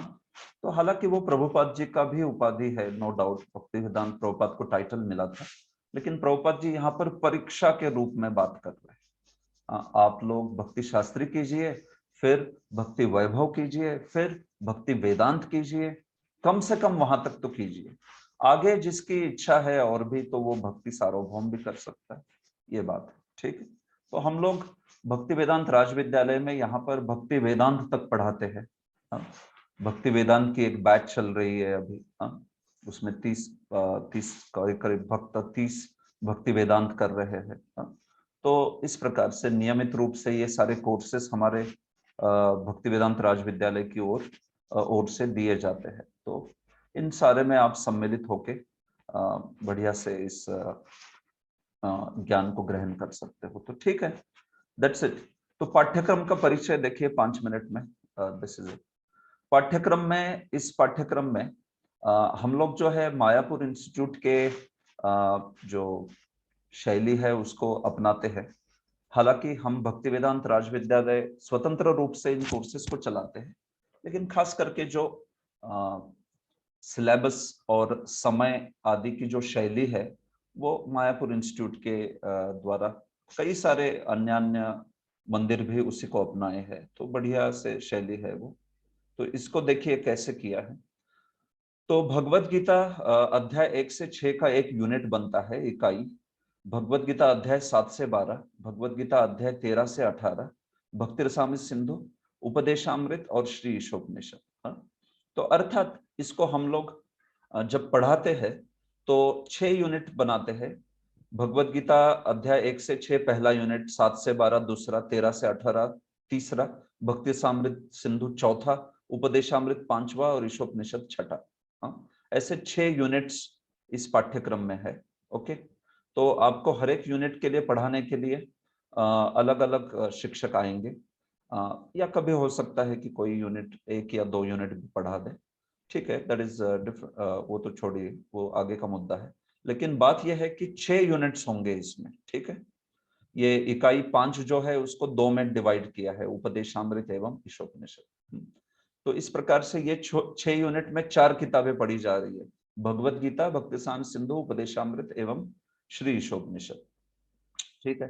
तो इसमें एक करीब करीब कक्षाओं का एक यहाँ पर एक बेसिक आइडिया दी है आपको। भगवत गीता अध्याय 1 से 6 14 से 18 कक्षाओं में, जो कि 2 से 3 घंटे की होगी। आप पकड़ लीजिए भगवत गीता के हर एक सेक्शन जो है 6 अध्याय के, उसके लिए 50-50 घंटे का समय, 50 या 40 घंटे तक का समय दिया है। पूरी गीता जो है आप समझ सकते हो 150 घंटे में या 140 घंटे के आसपास पूरी हो जाएगी, हाँ, ज्यादा से ज्यादा, ये बात है, समझ रहे इसको। तो एक ऑन एन एवरेज 50 घंटा हर एक 6 चैप्टर के विभाग के लिए, 6 अध्याय के विभाग के लिए, हाँ। तो इस प्रकार से करेंगे। भक्ति रसामृत सिंधु के लिए एक 35 घंटों का समय जो है अराउंड निर्धारित किया है, 35 से लेके 40 ज्यादा से ज्यादा, हाँ, उसमें भक्ति रसामृत सिंधु हो जाएगा। उपदेशामृत और ईशोपनिषद छोटे छोटे किताबें हैं, तो इसको थोड़ा कम समय लगेगा। उपदेशामृत जो है वो 20 घंटे में वगैरह हो सकता है, 20 या 25 घंटे में। और श्री ईशोपनिषद जो है ज्यादा से ज्यादा 18 मंत्र है उसमें, तो ज्यादा से ज्यादा उसको भी हम लोग देखेंगे तो 22 या 24 घंटों में उसको पूरा किया जा सकता है। हर एक सत्र को, हर एक मंत्र के लिए 1.5 घंटा जो है वो दिया जा सकता है, हाँ। तो ये रफ इस प्रकार से एक जनरल आपको कितने घंटे का ये कोर्स है इसके आइडिया यहाँ पर आ सकती है आप, हाँ, ठीक है। आगे देखिए, ये जब हम लोग करते हैं तो इसकी परीक्षा में मूल्यांकन में क्या क्या है ये जान लीजिए। खुली पुस्तक का मूल्यांकन है इसमें। खुली पुस्तक मतलब आप जानते हो, ओपन बुक। निबंध लिखना, एसेज जिसको कहते हैं, हमने पाठशाला में, आप सब पढ़े लिखे हो, पाठशाला में आपने कुछ निबंध लिखे होंगे, तो वो कैसे लिखे जाते हैं वगैरह ये सब आपको बताया जाएगा, किस प्रकार से लिखा जाता है, क्या उसमें शैली है लिखने की वगैरह, वो सब गाइडेंस दिया जाएगा। लेकिन ऐसे आपको खुली पुस्तक के मूल्यांकन में 50% का वहां पर उसके लिए 50% उसके लिए दिया गया है, ठीक है, 50% जो है उसमें। तो उसमें okay, sorry, just a minute, 65% actually, ये जो 65% बात जो है यहाँ पर है खुली पुस्तक मूल्यांकन की। देखिए ये जो वर्जन है यहाँ पर, इसमें कुछ चेंजेस भी है। फाइनली मैं जो आपके प्रमुख शिक्षक है श्री गुरु प्रभु आपको एक डॉक्यूमेंट दे देंगे जिसमें अभी जो एग्जैक्ट उत्तीर्णांक कितने हैं और वो सब बताया जाएगा। जैसे अभी थोड़ा सा चेंज हुआ है, खुली पुस्तक मूल्यांकन में आपकी पासिंग परसेंटेज 60% है, तो 60% आपको मिलने चाहिए 100 में से, तब आप उसमें उत्तीर्ण हो। वैसे ही बंद पुस्तक मूल्यांकन की में आपको 65% मिलने चाहिए, 100 में से 65%, समझ रहे हो आप, मार्क्स मिलने चाहिए। श्लोक कंठस्थ करने के लिए कहे जाएंगे और उसको बोलने पड़ेंगे शिक्षक के सामने, बोल के श्लोकों की परीक्षा होगी, लिख के नहीं। तो श्लोकों की जो बोल के परीक्षा है उसमें आपको, उसमें भी अगर देखा जाए तो उत्तीर्ण होना पड़ेगा, उसमें भी 65% का उत्तीर्णांक है। तो ये थोड़े से डिजिट्स जो है वो बदल गए, आपको मैं नए डिजिट्स, ये पुराना वर्जन है तो वो बता देंगे हम लोग। लेकिन आप जान लीजिए कि क्या क्या पहलू है परीक्षा में। खुली पुस्तक है, हर एक यूनिट के ऊपर एक दो या तीन ज्यादा से ज्यादा आपको निबंध लिखने पड़ेंगे, खुली पुस्तक के प्रश्न लिखने पड़ेंगे। तो 6 यूनिट है तो 6, और हर एक को 2 या 3, ज्यादा से ज्यादा तो 12 या 13 आपको ज्यादा से ज्यादा खुली पुस्तक के प्रश्न होंगे। दैट्स इट, पूरे कोर्स में, पूरे कोर्स में मिला के। अभी हम लोगों को याद है जब हमने वगैरह ये परीक्षा की थी तो 20-25 लिखे थे। हाँ, तो अभी कम हो गया है एक्चुअली काफी। वैसे ही बंद पुस्तक हर एक यूनिट के ऊपर एक एक परीक्षा होगी, ठीक है। तो इस प्रकार से 6 यूनिट के ऊपर 6 परीक्षाएं होगी, तो आपको हर एक में कम से कम 65% लेके उत्तीर्ण होना है अगर सर्टिफिकेट चाहिए तो। ये बात, श्लोक कंठस्थीकरण हर एक यूनिट के ऊपर श्लोकों की परीक्षा होगी, तो उसमें आपको श्लोक जो है बोलने पड़ेंगे और उसमें भी आपको उत्तीर्ण होना पड़ेगा। बाकी ये खास करके कक्षा में सहभागिता, ये भी मुद्दा है यहाँ पर। आपकी अटेंडेंस के लिए भी यहाँ पर कुछ मार्क्स जो है वो निर्धारित किए गए हैं। बाकी ये मंदिर के कार्यक्रमों की उपस्थिति, खास करके मायापुर इंस्टीट्यूट के संदर्भ में वो मुद्दा है। यहाँ पर वो मुद्दा इतना लागू नहीं है। आप वैसे भी आप सब मंदिर के कार्यक्रमों में तो आते ही हो, नो प्रॉब्लम। तो ये 4 चीजें देखनी है। देखिए, खुली पुस्तक, बंद पुस्तक, श्लोक एवं कक्षा में सहभागिता, ये 4 चीजों के ऊपर आपका परफॉर्मेंस निर्धारित किया जाएगा इस कोर्स के अंतर्गत। तो ये करना है। तो जैसे जैसे यूनिट आगे बढ़ते रहेंगे उस यूनिट की खुली किताब, बंद किताब परीक्षा जो है वो कंप्लीट होती जाएगी, श्लोक की परीक्षा कंप्लीट होती जाएगी। हर एक यूनिट पर एक परीक्षा है, दैट्स इट, एक से ज्यादा नहीं है। एक परीक्षा हर एक यूनिट, 6 यूनिट 6 परीक्षाएं होगी, दैट्स इट। और खुली पुस्तक के 2-2 प्रश्न हो सकते हैं हर एक के ऊपर। 12 से 14 प्रश्न ज्यादा से ज्यादा आपको लिखने पड़ेंगे, हो सकता है उससे कम भी हो। वैसे ही पूरे ही कोर्स में श्लोक भी, कभी कोई यूनिट में 5 श्लोक, किसी यूनिट में 6 श्लोक, किसी यूनिट में 6-7 ऐसे ही श्लोक है। पूरे यूनिट, पूरे भक्ति शास्त्र में मिला के मेरे विचार से 25 या 30 श्लोक होंगे, उससे ज्यादा श्लोक नहीं होंगे। ये बात ठीक है। तो इस प्रकार से, तो ऐसे ही इस प्रकार से जो कक्षा में सहभागिता एवं ये पूरी परीक्षा मूल्यांकन उत्तीर्ण करता है, ऐसे व्यक्ति को भक्ति शास्त्री प्रमाण पत्र दिया जाता है, जो कि बोर्ड ऑफ एग्जाम्स, इस्कॉन में इसके ऊपर जो अथॉरिटी है, जो इन सारे भक्ति शास्त्री प्रमाण पत्र प्रदान करती है, उसको बोर्ड ऑफ एग्जाम कहते हैं। तो ये बोर्ड ऑफ एग्जाम आप सबको भक्ति शास्त्री का प्रमाण पत्र देगा। जब आपकी परीक्षा उत्तीर्ण होगी तो आपका डेटा, आपके नाम भेजे जाएंगे और फिर वहां से आपको प्रमाण पत्र जो है यहाँ पे मंदिर में आएंगे और मंदिर की ओर से आपको दिए जाएंगे। इस प्रकार से तो ये इस पूरे ही कोर्स का देखिए रूपरेखा है। और बस इतना ही इसमें मैं जो है बोलना चाहता था यहाँ पर। तो इससे और ज्यादा कुछ डिटेल्स है तो वो आपको आपके प्रमुख शिक्षक जो है वो देंगे। सो श्री गुरु प्रभु जो हमारे कुंज बिहारी मंदिर में रहते हैं, ब्रह्मचारी है। श्री गुरु प्रभु पहले सॉफ्टवेयर इंजीनियर थे कई साल, और फिर उसके पश्चात उन्होंने मंदिर में ब्रह्मचारी बने। तो हमारे मंदिर में कई सेवाओं में सम्मिलित है, और इस आपकी बैच के प्रमुख शिक्षक के रूप में श्री गुरु प्रभु जो है वो इस संचालन करेंगे।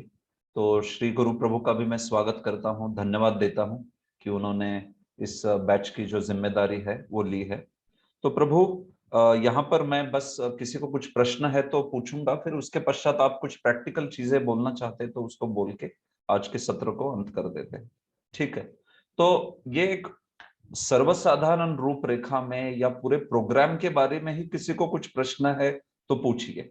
प्रैक्टिकल डिटेल्स जो है आपको आगे सारी पता चल जाएगी, एग्जाम पॉलिसीज ये वो कैसे करना है। लेकिन पूरे कोर्स के बारे में जनरल किसी को कुछ प्रश्न है तो आप पूछिए। यहाँ पे मैं उसको इस सारे कोर्स के अधिकारी के रूप में मैं उसको उत्तर देने का प्रयास करूंगा, ठीक।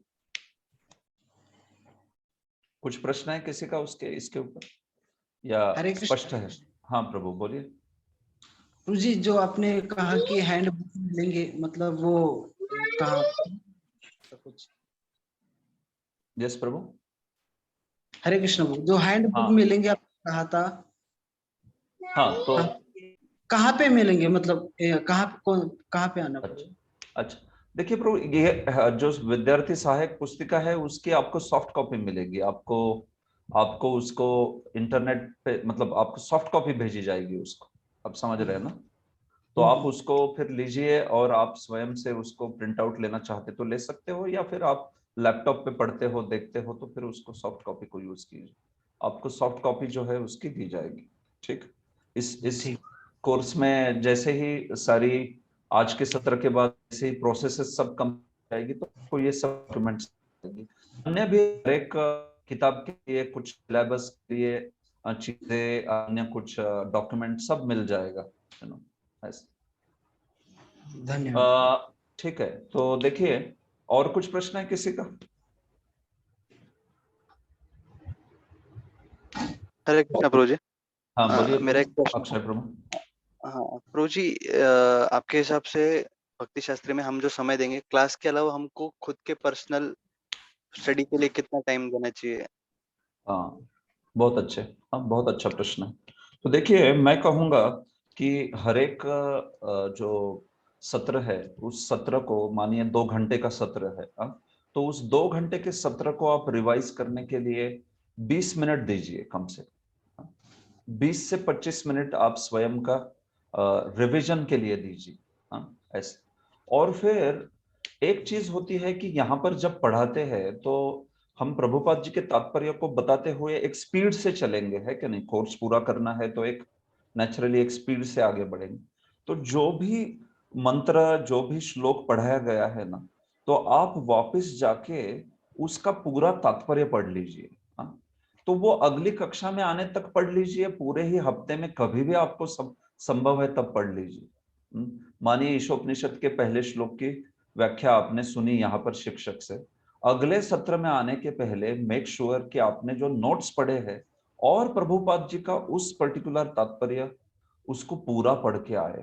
हाँ, इनफैक्ट अच्छे छात्र तो इससे आगे है, मैं बताऊं क्या करते हैं, वो तो अगले श्लोक का तात्पर्य पहले से पढ़ के आते हैं। तो इसलिए जैसे ही शिक्षक कुछ सिखा रहे, आपके प्रश्न वगैरह आपको पहले से तैयार है, आप फटाफट प्रश्न पूछ लीजिए, क्लियर हो गया आपको धड़ाधड़ सब कुछ। हाँ, ये बात है। तो हम लोग, याद है मुझे, जब ईशोपनिषद या हम लोगों को पढ़ाया जाता तो पहले से पढ़ के आते थे, अगला अगला अध्याय, अगला श्लोक, अगला जो भी कुछ मंत्र बोला जा रहा है। तो उसकी वजह से क्या होता था, जब शिक्षक पढ़ा रहा है तो फटाफट समझ लेते थे, और फिर कुछ प्रश्न वगैरह है तो वहीं पे फटाफट पूछ के क्लियर हो जाता था। हाँ, बाद में जाके तात्पर्य पढ़ा, और तात्पर्य पढ़ने के बाद मुझे ये प्रश्न आया, और तब तक तो आगे चला गया, ऐसे नहीं होता था। तो ये बात है। तो कम से कम इतना कीजिए कि उस पर्टिकुलर सेक्शन को जो पढ़ाया गया है, जाके उस हफ्ते में अगली कक्षा होने तक उस हफ्ते में पूरा कीजिए। हाँ, ये बात है। तो फिर आपको ग्रिप रहेगी, वो जो सब्जेक्ट मैटर है उसको समझ लोगे अच्छे से। हाँ, ये बात। और अगर आपसे हो सकता है तो अगला जो सेक्शन आने वाला है उसको भी पढ़ के आइए, जितना समझेगा उतना। शिक्षक से तो आप बहुत अच्छे से समझ जाएंगे। ठीक है प्रभु? ओके। हरे कृष्ण प्रभु जी। हाँ यस, माधव का नाम प्रभु, बोलिए। यस प्रभु जी। प्रभु जी, जो आपने बोले कि कुछ श्लोक का भी कॉन्टेस्ट करना पड़ेगा इस कोर्स पे, तो वो हमें कुछ ऑडियो ऐसे मिलेगा प्रभु जी, जो कोर्स मटेरियल में ओनली फॉर श्लोका, क्योंकि वो प्रोनाउंसिएशन कर सकते, तो करेक्ट करेक्ट। ऐसे एकदम श्लोकों का कोई एक्सक्लूसिव ऑडियो किया है क्या? मेरे विचार से ऐसा तो नहीं है, लेकिन आपने अच्छी आइडिया दी। ऐसे कर सकते हैं एक्चुअली कि भक्ति शास्त्री के श्लोकों की कुछ ऑडियो फाइल बना दी, जो भी अच्छे से उसको बोल के, अच्छे से उसको संगीत वगैरह देके, या तो इवन नॉर्मल। तो ये एक अच्छा सजेशन है एक्चुअली, हमने तो पहले इसके बारे में कभी सोचा नहीं। वैसे गीता के रिसाइटेशन है कुछ, या अन्य अन्य श्लोकों के बहुत सारे लंबे चौड़े रिसाइटेशंस तो है ही, बट भक्ति शास्त्री कोर्स के ही चुनिंदा श्लोकों की एक फाइल ऐसे करके मेरे विचार से ऑलरेडी एग्जिस्टिंग तो है नहीं, लेकिन इसको कर सकते हैं। हाँ, तो ये इसको मैं एक सजेशन के रूप में लेता हूँ और प्रयास करेंगे कि ऐसे उसको कुछ ले सकते। आपको श्लोक कैसे गाना है ये तो दिखाया ही जाएगा, वो तो शिक्षक बता ही देगा 100%। हाँ, हर कोई सेशन में जो जो श्लोक कंठस्थ करने हैं उसको किस प्रकार से गाया जाता है ये तो आपको बताया ही जाएगा। लेकिन ये तो और भी अच्छा सजेशन है कि आप भाई सारे ही श्लोकों की एक ऑडियो फाइल ही बना दो, उसको लोग बार बार सुनेंगे तो याद हो जाएगा। तो अच्छा सजेशन था प्रभु, thank you. Hare Krishna. Thank you प्रभु जी। यस, ओके, और कोई कुछ पूछना है अन्य हरे लास्ट? कृष्ण सर। हाँ यस हरे कृष्ण। बोलिए। तो खुली पुस्तक, बंद पुस्तक और दो परसेंटेज दिखे, 55, 50 या 50, 10 ऐसा, तो इसका मतलब क्या है? दो नंबर दिए परसेंटेज हाँ, वाइज। दो नंबर है। यस यस, तो देखिए इसको आपको आपके मुख्य शिक्षक भी बताएंगे इसको। तो इसमें क्या है, दो एक जो नंबर है ना माता जी, एक नंबर बता रहा है कि आपको कितना परसेंटेज लगेगा उसमें पास होने के लिए। और और एक जो पहला वाला है वो बताता है आपको कि पूरे पूरे ही मूल्यांकन में वो कितना परसेंट है। हाँ? मतलब तीन लेवल पे मूल्यांकन हो रहा है। तो मानिए खुली किताब को उसमें कितना परसेंटेज दिया है, तो खुली किताब 70% मूल्यांकन में है और 20% जो है वो बंद किताब है और 10% कंठ ये श्लोका है। तो ये जो है ना इसको एग्रीगेट वेटेड एवरेज बोलते हैं, जिसको आप वेटेड एवरेज अंग्रेजी में अगर जानती हो तो वो कहते हैं। तो और दूसरा जो परसेंटेज है वो आपको हर एक परीक्षा में कितना उत्तीर्ण होना है ये बता रहा है।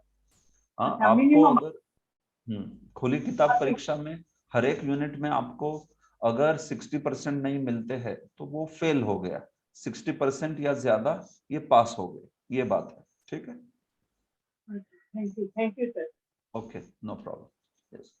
ओके, अन्य कोई लास्ट प्रश्न? फिर इसके पश्चात मैं टाइमिंग डिसाइड करके आज के सत्र को अंत करते हैं। बोलिए, और किसी का कुछ प्रश्न है, आप पूछना चाहते हैं? ठीक है, हाँ ओके, बोलिए बोलिए। क्वेश्चन है, आप जो लोग की फाइल बनाएंगे ना, तो वो प्लेन बनाएंगे तो अच्छा है म्यूजिक के बजाय, ताकि हमको कंठस्थ करने में समझने में अच्छा हो जाएगा। म्यूजिक में समझने में जरा काफी कठिन है। ठीक है, हाँ? मैं भागवत में भक्ति वैभव पढ़ाता हूँ, भक्ति वेदांत पढ़ाता हूँ। ठीक है, तो भक्ति वैभव में मैंने कहा कि श्लोकों को याद करें, तो भक्ति वैभव में तो देखिए 80 श्लोकों को याद करना पड़ता है। भक्ति वैभव में 80, यहाँ पे तो बहुत कम है। तो फिर भक्तों ने कहा कि प्रभु जी आप श्लोक गाइए और उसकी फाइल बना के हमें दीजिए करके, लेकिन उसमें संगीत डालना ऐसे कहा था उन्होंने। कि उसमें म्यूजिक होना चाहिए। तो कभी यस, किसी को म्यूजिक की वजह से अच्छा लगता है सुनना, कभी किसी को हो सकता है वो थोड़ा व्यवधान लगे। हाँ, इस प्रकार से यूजुअली म्यूजिक मतलब देखिए उसमें कोई हम लोग म्यूजिक मतलब उसमें कोई AR रहमान को बुला के कुछ नहीं करने वाले, उसमें कुछ पीछे थोड़ा बहुत तंबो तानपुरा आदि होगा, बस दैट्स इट। ऐसे, ठीक है, ओके, ठीक है। तो श्री गुरु प्रभु यहाँ पर देखिए हमें क्लास की टाइमिंग्स और ड्यूरेशन ये जो है फिक्स कर देना है। तो यहाँ पर जो भक्त आए हैं, तो आप कृपया मुझे बताएंगे कि ये इन लोगों ने क्या विकल्प लिए थे और फिर क्या यहाँ पर निर्धारित करना है। इन्होंने वीकली मतलब सप्ताह के दिनों के विकल्प लिए हैं कि वीक के अंत के विकल्प, कैसे थोड़ा?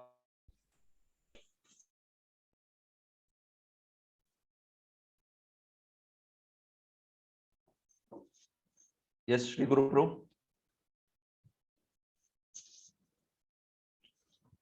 क्या बात है, वो बोल नहीं पा रहे? एक मिनट। अच्छा, तो यहाँ पर प्रशांत प्रभु आप है इस कॉल में, मीटिंग में? यस प्रभु। हाँ प्रभु जी, तो यहाँ पे कृपया आप मुझे बताइए कि भक्तों को यहाँ पर ये जो जब उनके विकल्प लिए थे तो वो चॉइसेस ली थी, तो कौन से चॉइसेस वाले हैं ये भक्त सर? इसमें मिक्स है प्रभु जी, हाँ मगर मैक्सिमम ड्यूटीज सैटरडे संडे का है। हाँ, तो हमने हमने जब उनको विकल्प दिए थे तो कौन से विकल्प दिए थे? Weekday as well as weekend, ऐसे? यस, ओके, सैटरडे तो संडे, मंडे टू फ्राइडे और any day is okay, 3 option दिया, उसमें से अच्छा, एक दो ओके, अराउंड 5-6 ठीक। Duties Monday to Friday select किया, बाकी सब कुछ सैटरडे संडे। अच्छा, तो फिर आज के इस सत्र में जो मेजॉरिटी रहेंगे उसके हिसाब से हम लोग आगे बढ़ेंगे। तो क्या इन सब ने भक्ति शास्त्री कोर्स में ऑलरेडी रजिस्टर करके पेमेंट भी किया है कि सिर्फ इन्होंने अपनी रुचि व्यक्त की है? Have नहीं they? प्रभु, सबका प्रॉपर रजिस्ट्रेशन हो गया सबका। Okay, okay, okay. So then, if we are taking the majority over here, so if in case some of them have problem with the timings or like that, then you may have to accommodate them in another batch. Okay, yes isn't? ठीक है। तो देखिए प्रभु, यहाँ पर मैं चाहूंगा फिर कि आप सब लोग, अभी आपको वोट करना है, हाँ, तो आप हाथ खड़ा कीजिए। तो जूम के माध्यम से, आप जानते हो जूम में कैसे हाथ खड़ा किया जाता है, हर एक को पता है। नीचे वो जो सिंबल होता है हाथ खड़ा करने का, तो उसके द्वारा हम लोग इसको देखेंगे। हाँ, जैसे देखिए मनोज सिंह प्रभु जी ने यहाँ पर हाथ खड़ा किया है, रेज हैंड, तो वो वाला सिंबल जो है उसके द्वारा आप कर सकते हैं।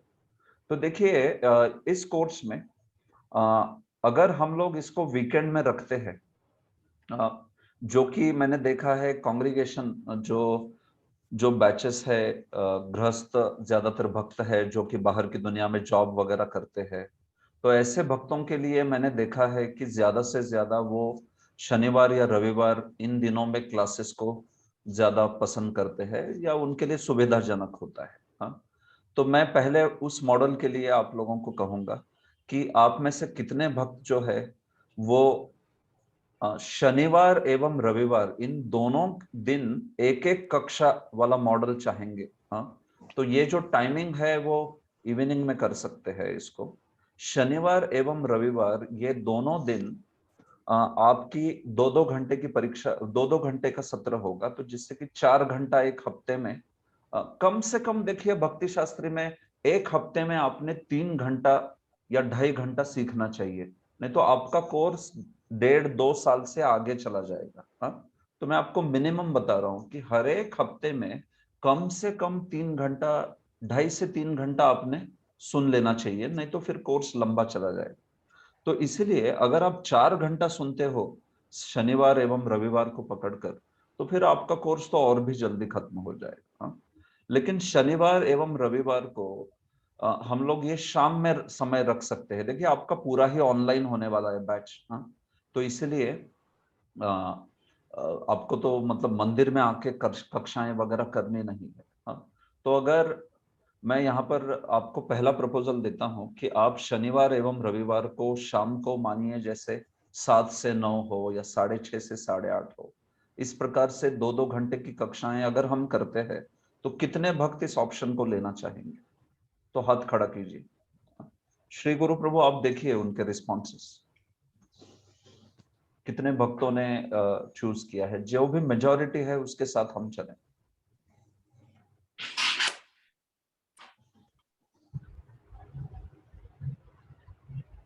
शनिवार एवं रविवार आप हर एक दिन 2-2 घंटे की कक्षा शाम के समय में, वो समय थोड़ा बहुत इधर उधर कर सकते हैं। वो आप जब अगले सत्र में आएंगे तो 7 से 9 करना है या 6:30 से 8:30 करना है, नो प्रॉब्लम, उतना उसकी मत चिंता कीजिए।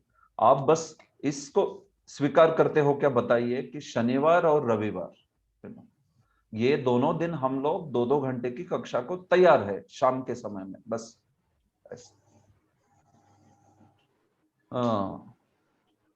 एक प्रपोजल है कि क्या हम 5:30 से लेके 7:30 कर सकते हैं इसको। देखिए ज्यादातर कभी कुछ भक्त शनिवार के दिन भी जॉब करते हैं, तो मैं देखता हूं कि 6 से 8 या 6:30 से 8:30 ज्यादा अच्छा है टाइमिंग। अगर आप 5:30 से कंफर्टेबल हो, 5:30 से 7:30 वगैरह, तो आप उतना एडजस्ट कर देना फिर आधे घंटे के लिए, नो प्रॉब्लम। आप थोड़ा आधा घंटा जो है उसको बाद में सुन लीजिए, या फिर पूर्व अनुमति से आप सब बाद में आई। यूजुअली देखिए, तो भी मैं ये आपके ऊपर छोड़ दूंगा अंत में, आपकी बैच के ऊपर, कि 6 से 8 करना है, 6:30 से 8:30, नो प्रॉब्लम। मैं जनरल बता रहा हूँ, देखिए 6 से 9 के बीच में 2 कक्षाएं हो सकती, ठीक। तो okay, what is the final, क्या काउंट है प्रभु जी?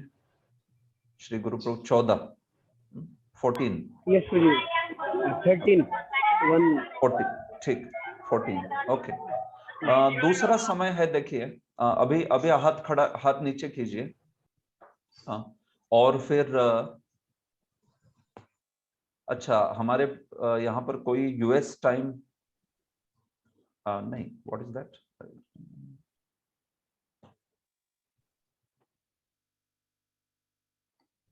ओके ओके, ऑल राइट, ठीक है, नो प्रॉब्लम। ठीक है, आप में से इसमें से कोई पर्सनल आपको कुछ फीडबैक है तो भी आप, नो प्रॉब्लम, श्री गुरु प्रभु के साथ आप यहाँ पर कांटेक्ट कीजिए और उनको बता सकते हैं। प्रभु जी का नंबर, प्रभु आप आपका नंबर एवं आप व्हाट्सएप पर हो तो व्हाट्सएप नंबर दीजिए और मेल आईडी भी दीजिए, ताकि कुछ भक्तों को जो भी पर्सनली कुछ छोटी मोटी चीजें हैं वो आपको लिख सकते हैं, ठीक है।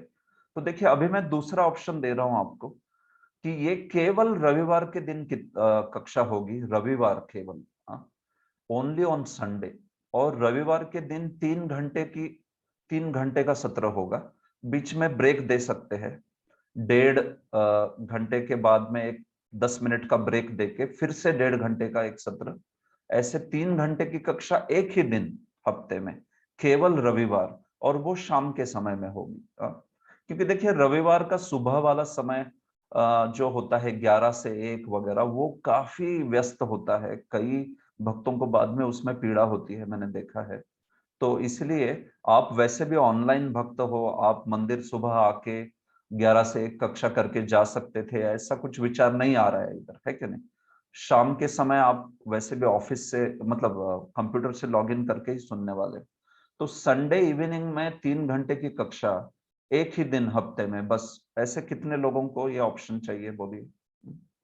जो जो पहले खड़ा किए थे हाथ, वो भी अगर इस ऑप्शन को स्वीकार करते तो आप फिर से हाथ खड़ा कीजिए इसमें, ओके। आपको ये भी मंजूर है रविवार वाला, रविवार के दिन 3 घंटा, तो दैट इज ऑल्सो ओके। रविवार के दिन शाम के समय में 6 से 9 के बीच में आप कह सकते हो, या 5:30 से 8:30 के बीच में 3 घंटे का सत्र है, तो वो 3 घंटे का सत्र नॉन स्टॉप, बीच में ब्रेक देके होगा। बाकी 6 दिन आपको कोई टेंशन नहीं, आप 6 दिन आपके सब सेवाएं वगैरह कीजिए, जॉब वॉब कीजिए, संडे के दिन आपको ये क्लास करना है बस। हाँ, तो इस ऑप्शन को कितने भक्त स्वीकार कर रहे हैं फाइनली?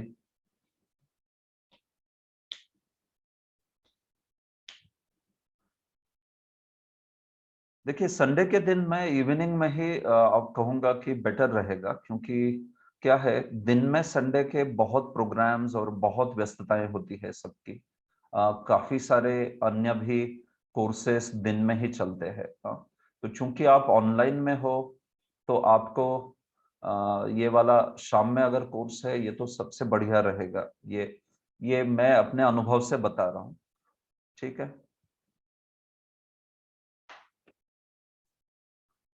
तो ठीक है, आप हाथ खड़ा कीजिए। प्रभु, what is the final count?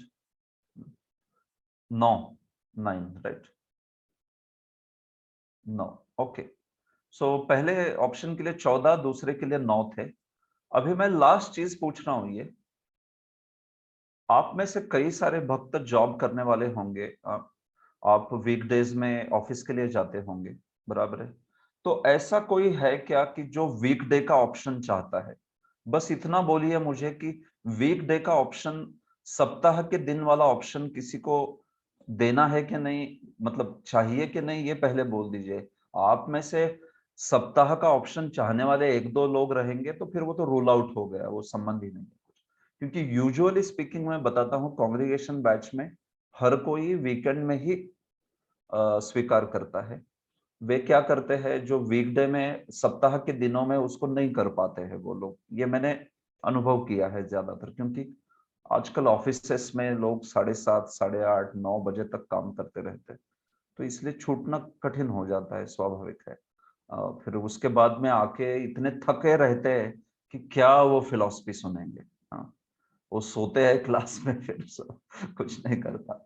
तो ये वीकडे वाला सप्ताह के दिन में कुछ ऑप्शन चाहिए किसी को? हाथ खड़ा कीजिए।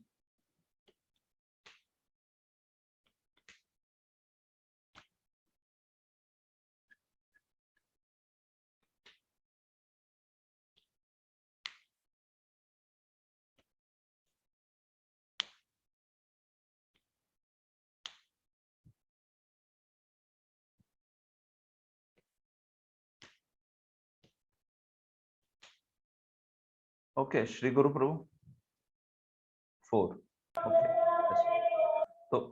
तो देखिए, हम लोग ये जो सप्ताह वाला सप्ताह के दिन है, उस ऑप्शन को नहीं ले रहे, ठीक है। ये रूल आउट हो गया है यहाँ पर, क्योंकि मेजॉरिटी आप में से उसको नहीं चाहते, ठीक। तो जैसे कि हमने यहाँ पर देखा, ज्यादातर भक्त जो है वो शनिवार के और रविवार के दिन ये वाला ऑप्शन चूज कर रहे हैं। तो हम लोग अभी के लिए इसको इसी मॉडल से लेके आगे जाएंगे, शनिवार के दिन 2 घंटा और रविवार के लिए दिन 2 घंटा। अभी इसमें आप में से किसी को कुछ स्पेसिफिक क्वेरीज है तो कृपया श्री गुरु प्रो को लिखिए। देखिए, आपने ऑलरेडी रजिस्टर किया है कोर्स में और कुछ अंडरस्टैंडिंग से रजिस्टर किया है, तो इसलिए आप इस टाइमिंग को ले नहीं पाते हो। तो देखिए, ऐसे बिल्कुल परेशानी नहीं है उसमें कोई। आपके जो आपने पेमेंट की है वगैरह, वो फीस सब वो सुरक्षित है, हमारे पास रहेगी। और आप कोर्स नहीं कर पा रहे तो उसको रिइंबर्स भी कर सकते हैं, या फिर आप अन्य बैच में ज्वाइन कीजिए। वो डिसीजन जो है वो बीवीआरवी से लिया जा सकता है। लेकिन आप चिंता मत कीजिए कि अरे मैंने तो पेमेंट कर दिया था, अब क्या होगा, ये टाइमिंग तो मुझे सूट नहीं हो रही है। तो मैं क्या कहूंगा कि यहाँ पर आप में से कोई थोड़ा एडजस्ट कर सकता है इस मॉडल को, सैटरडे और संडे स्वीकार कर सकता है, क्योंकि 14 भक्तों ने उसके लिए हाथ खड़ा किया ऑलमोस्ट। तो ये मॉडल को एडजस्ट करने के लिए आपको थोड़ी एडजस्टमेंट करनी है, तो वो आप श्री गुरु प्रो के साथ डिस्कस कीजिए और उसको कर दीजिए, नो प्रॉब्लम। देखिए, इस दुनिया में ऐसे तो नहीं होगा ना कि सारे के सारे एक चीज पर मतलब सारे के सारे मान जाए, नहीं। थोड़ा बहुत इधर उधर होता है, एडजस्ट करना पड़ता है। तो आपको अगर संभव है कि आप शनिवार और रविवार के दिन 2-2 घंटे वाले मॉड्यूल में, कोर्स में इसमें ज्वाइन कर सकते हो, तो आप कृपया इसको कीजिए। आपको कुछ एडजस्टमेंट चाहिए, आधा घंटा यहाँ आधा घंटा वहाँ वगैरह, तो वो श्री गुरु प्रो से बात कीजिए, मेल कीजिए उनसे या उनको मैसेज कीजिए और उसको सॉर्ट आउट कीजिए, ठीक है।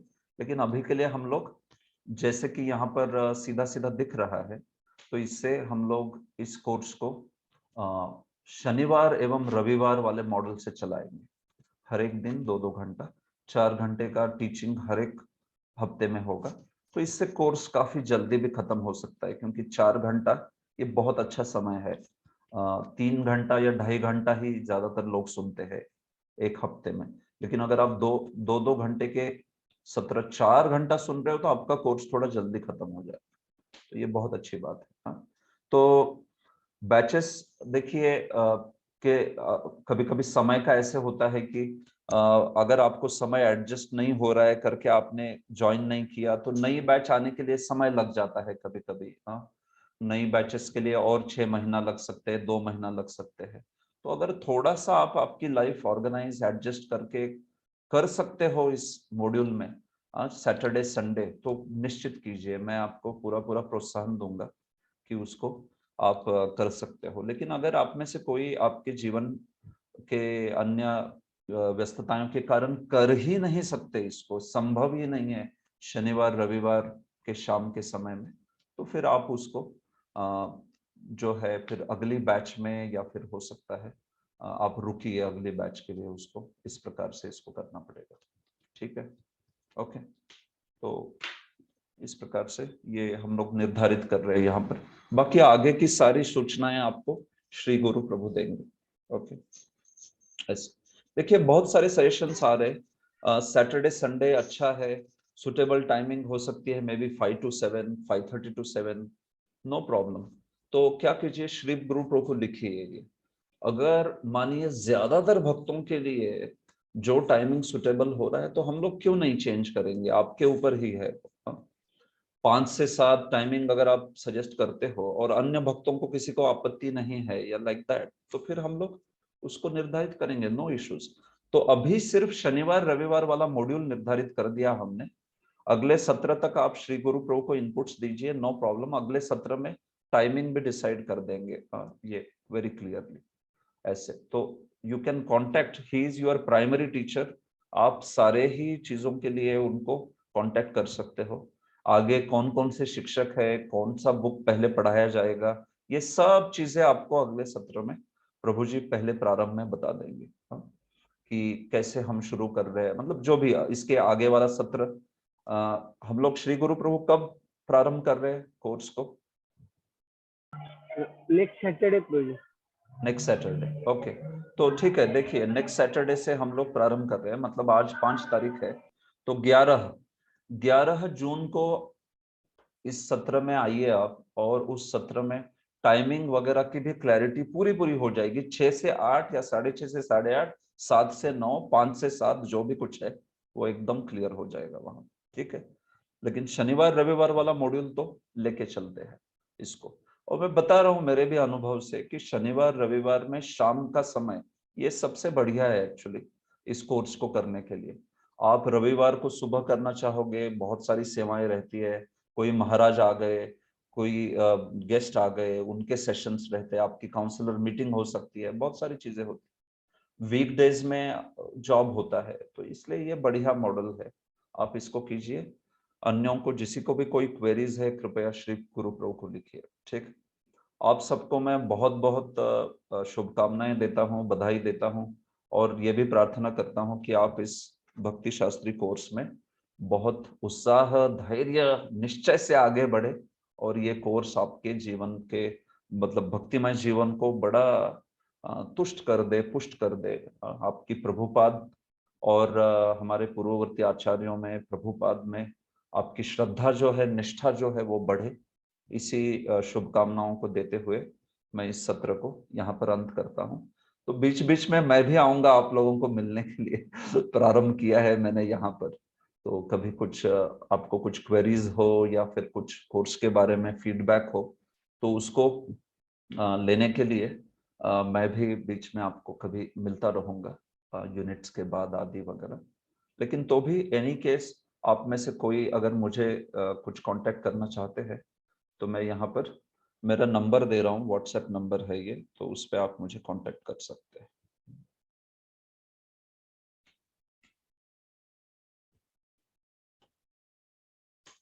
ये मेरा नंबर है, तो इसको आप रख सकते हो जस्ट इन केस कोर्स के बारे में कोई भी आपको सूचना या कोई फीडबैक या कुछ कहना है तो you can talk to me या you can send a message to me. और ये मेरा यहाँ पर जीमेल का आईडी है, तो इसको भी आप मेल अगर किसी को लिखना है तो लिख सकते हो, नो प्रॉब्लम। हरे कृष्णा। तो श्री गुरु प्रभु आप कुछ और कहना चाहते हैं इस पर? बस that's it.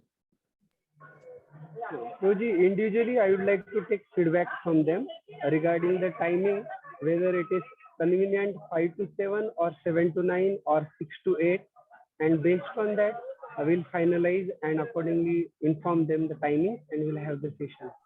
So you want each one of them to send you the preferred timing or like that? What way? Yes, accordingly we can finalize the batch and start it next Saturday itself. Correct. तो इसको कैसे करना चाहते हैं आप? They should be sending जैसे हर evening, मतलब whatever these 2 evenings, what is their preferred timing? This is what they should be sending to you, like that. I was just thinking if today only we can vote, just like Mataji saying, Karuna Mataji, that if we can vote it. Actually, there will be too many combinations, Prabhu, like 5 to 7, 5:30 to 7, 6 to 8, 6:30 to 8, 7 to 9, like that. Yeah. तो इससे अच्छा One is regarding 5 to 7, another is about 7 to 9. Because in temple, those who attend classes, they come evening 7 to 9, or Matajis, they cook in the evening 7 to 9, or sometimes they go out for some program ceremonies. So 7 to 9, they become busy. So if they are comfortable for 7 to 9, then we'll go ahead for 7 to 9. If they are okay with 5 to 7, तो then we'll go आप यहीं पे करना चाहते हैं वो चीज? Yes, Prabhuji. हाँ, तो फिर पूछ लीजिए तुरंत। हाँ, तो ठीक है, आप 3 ऑप्शन दे रहे हैं, तो ये 3 ऑप्शन देके अभी क्लियर कर दीजिए फिर। यस। तो क्या है पहला ऑप्शन, क्या दे रहे हैं आप? 5 to 7 पहला Prabhuji. हाँ, 5 to 7 प्रभु, जो भी इस कॉल में है 5 to 7, शायद 1-2 के चले गए, लेकिन 7 कितने भक्तों को 5 to 7 टाइम दोनों दिन ठीक है, बताइए। Note Prabhu, 5 to 7।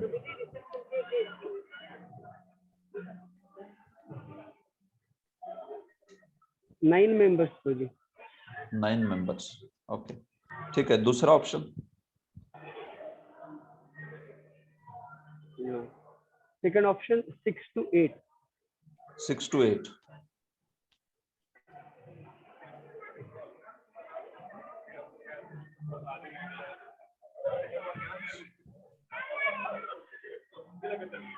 जिन्होंने 5 to 7 के लिए किया है, लेकिन जो 6 to 8 के लिए भी ठीक है, तो वो भी कृपया हाथ खड़ा कीजिए। हाँ, 6 to 8 आपको परेशानी नहीं है 6 to 8, तो फिर तब भी आप हाथ खड़ा कीजिए। Yes Prabhu. This is also 9. 1 minute. Okay, और अंतिम?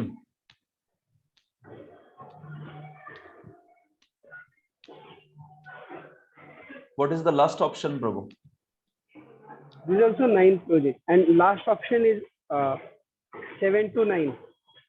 ठीक है, तो हाथ नीचे कीजिए कृपया, और 7 to 9 के लिए फिर से वोट कीजिए।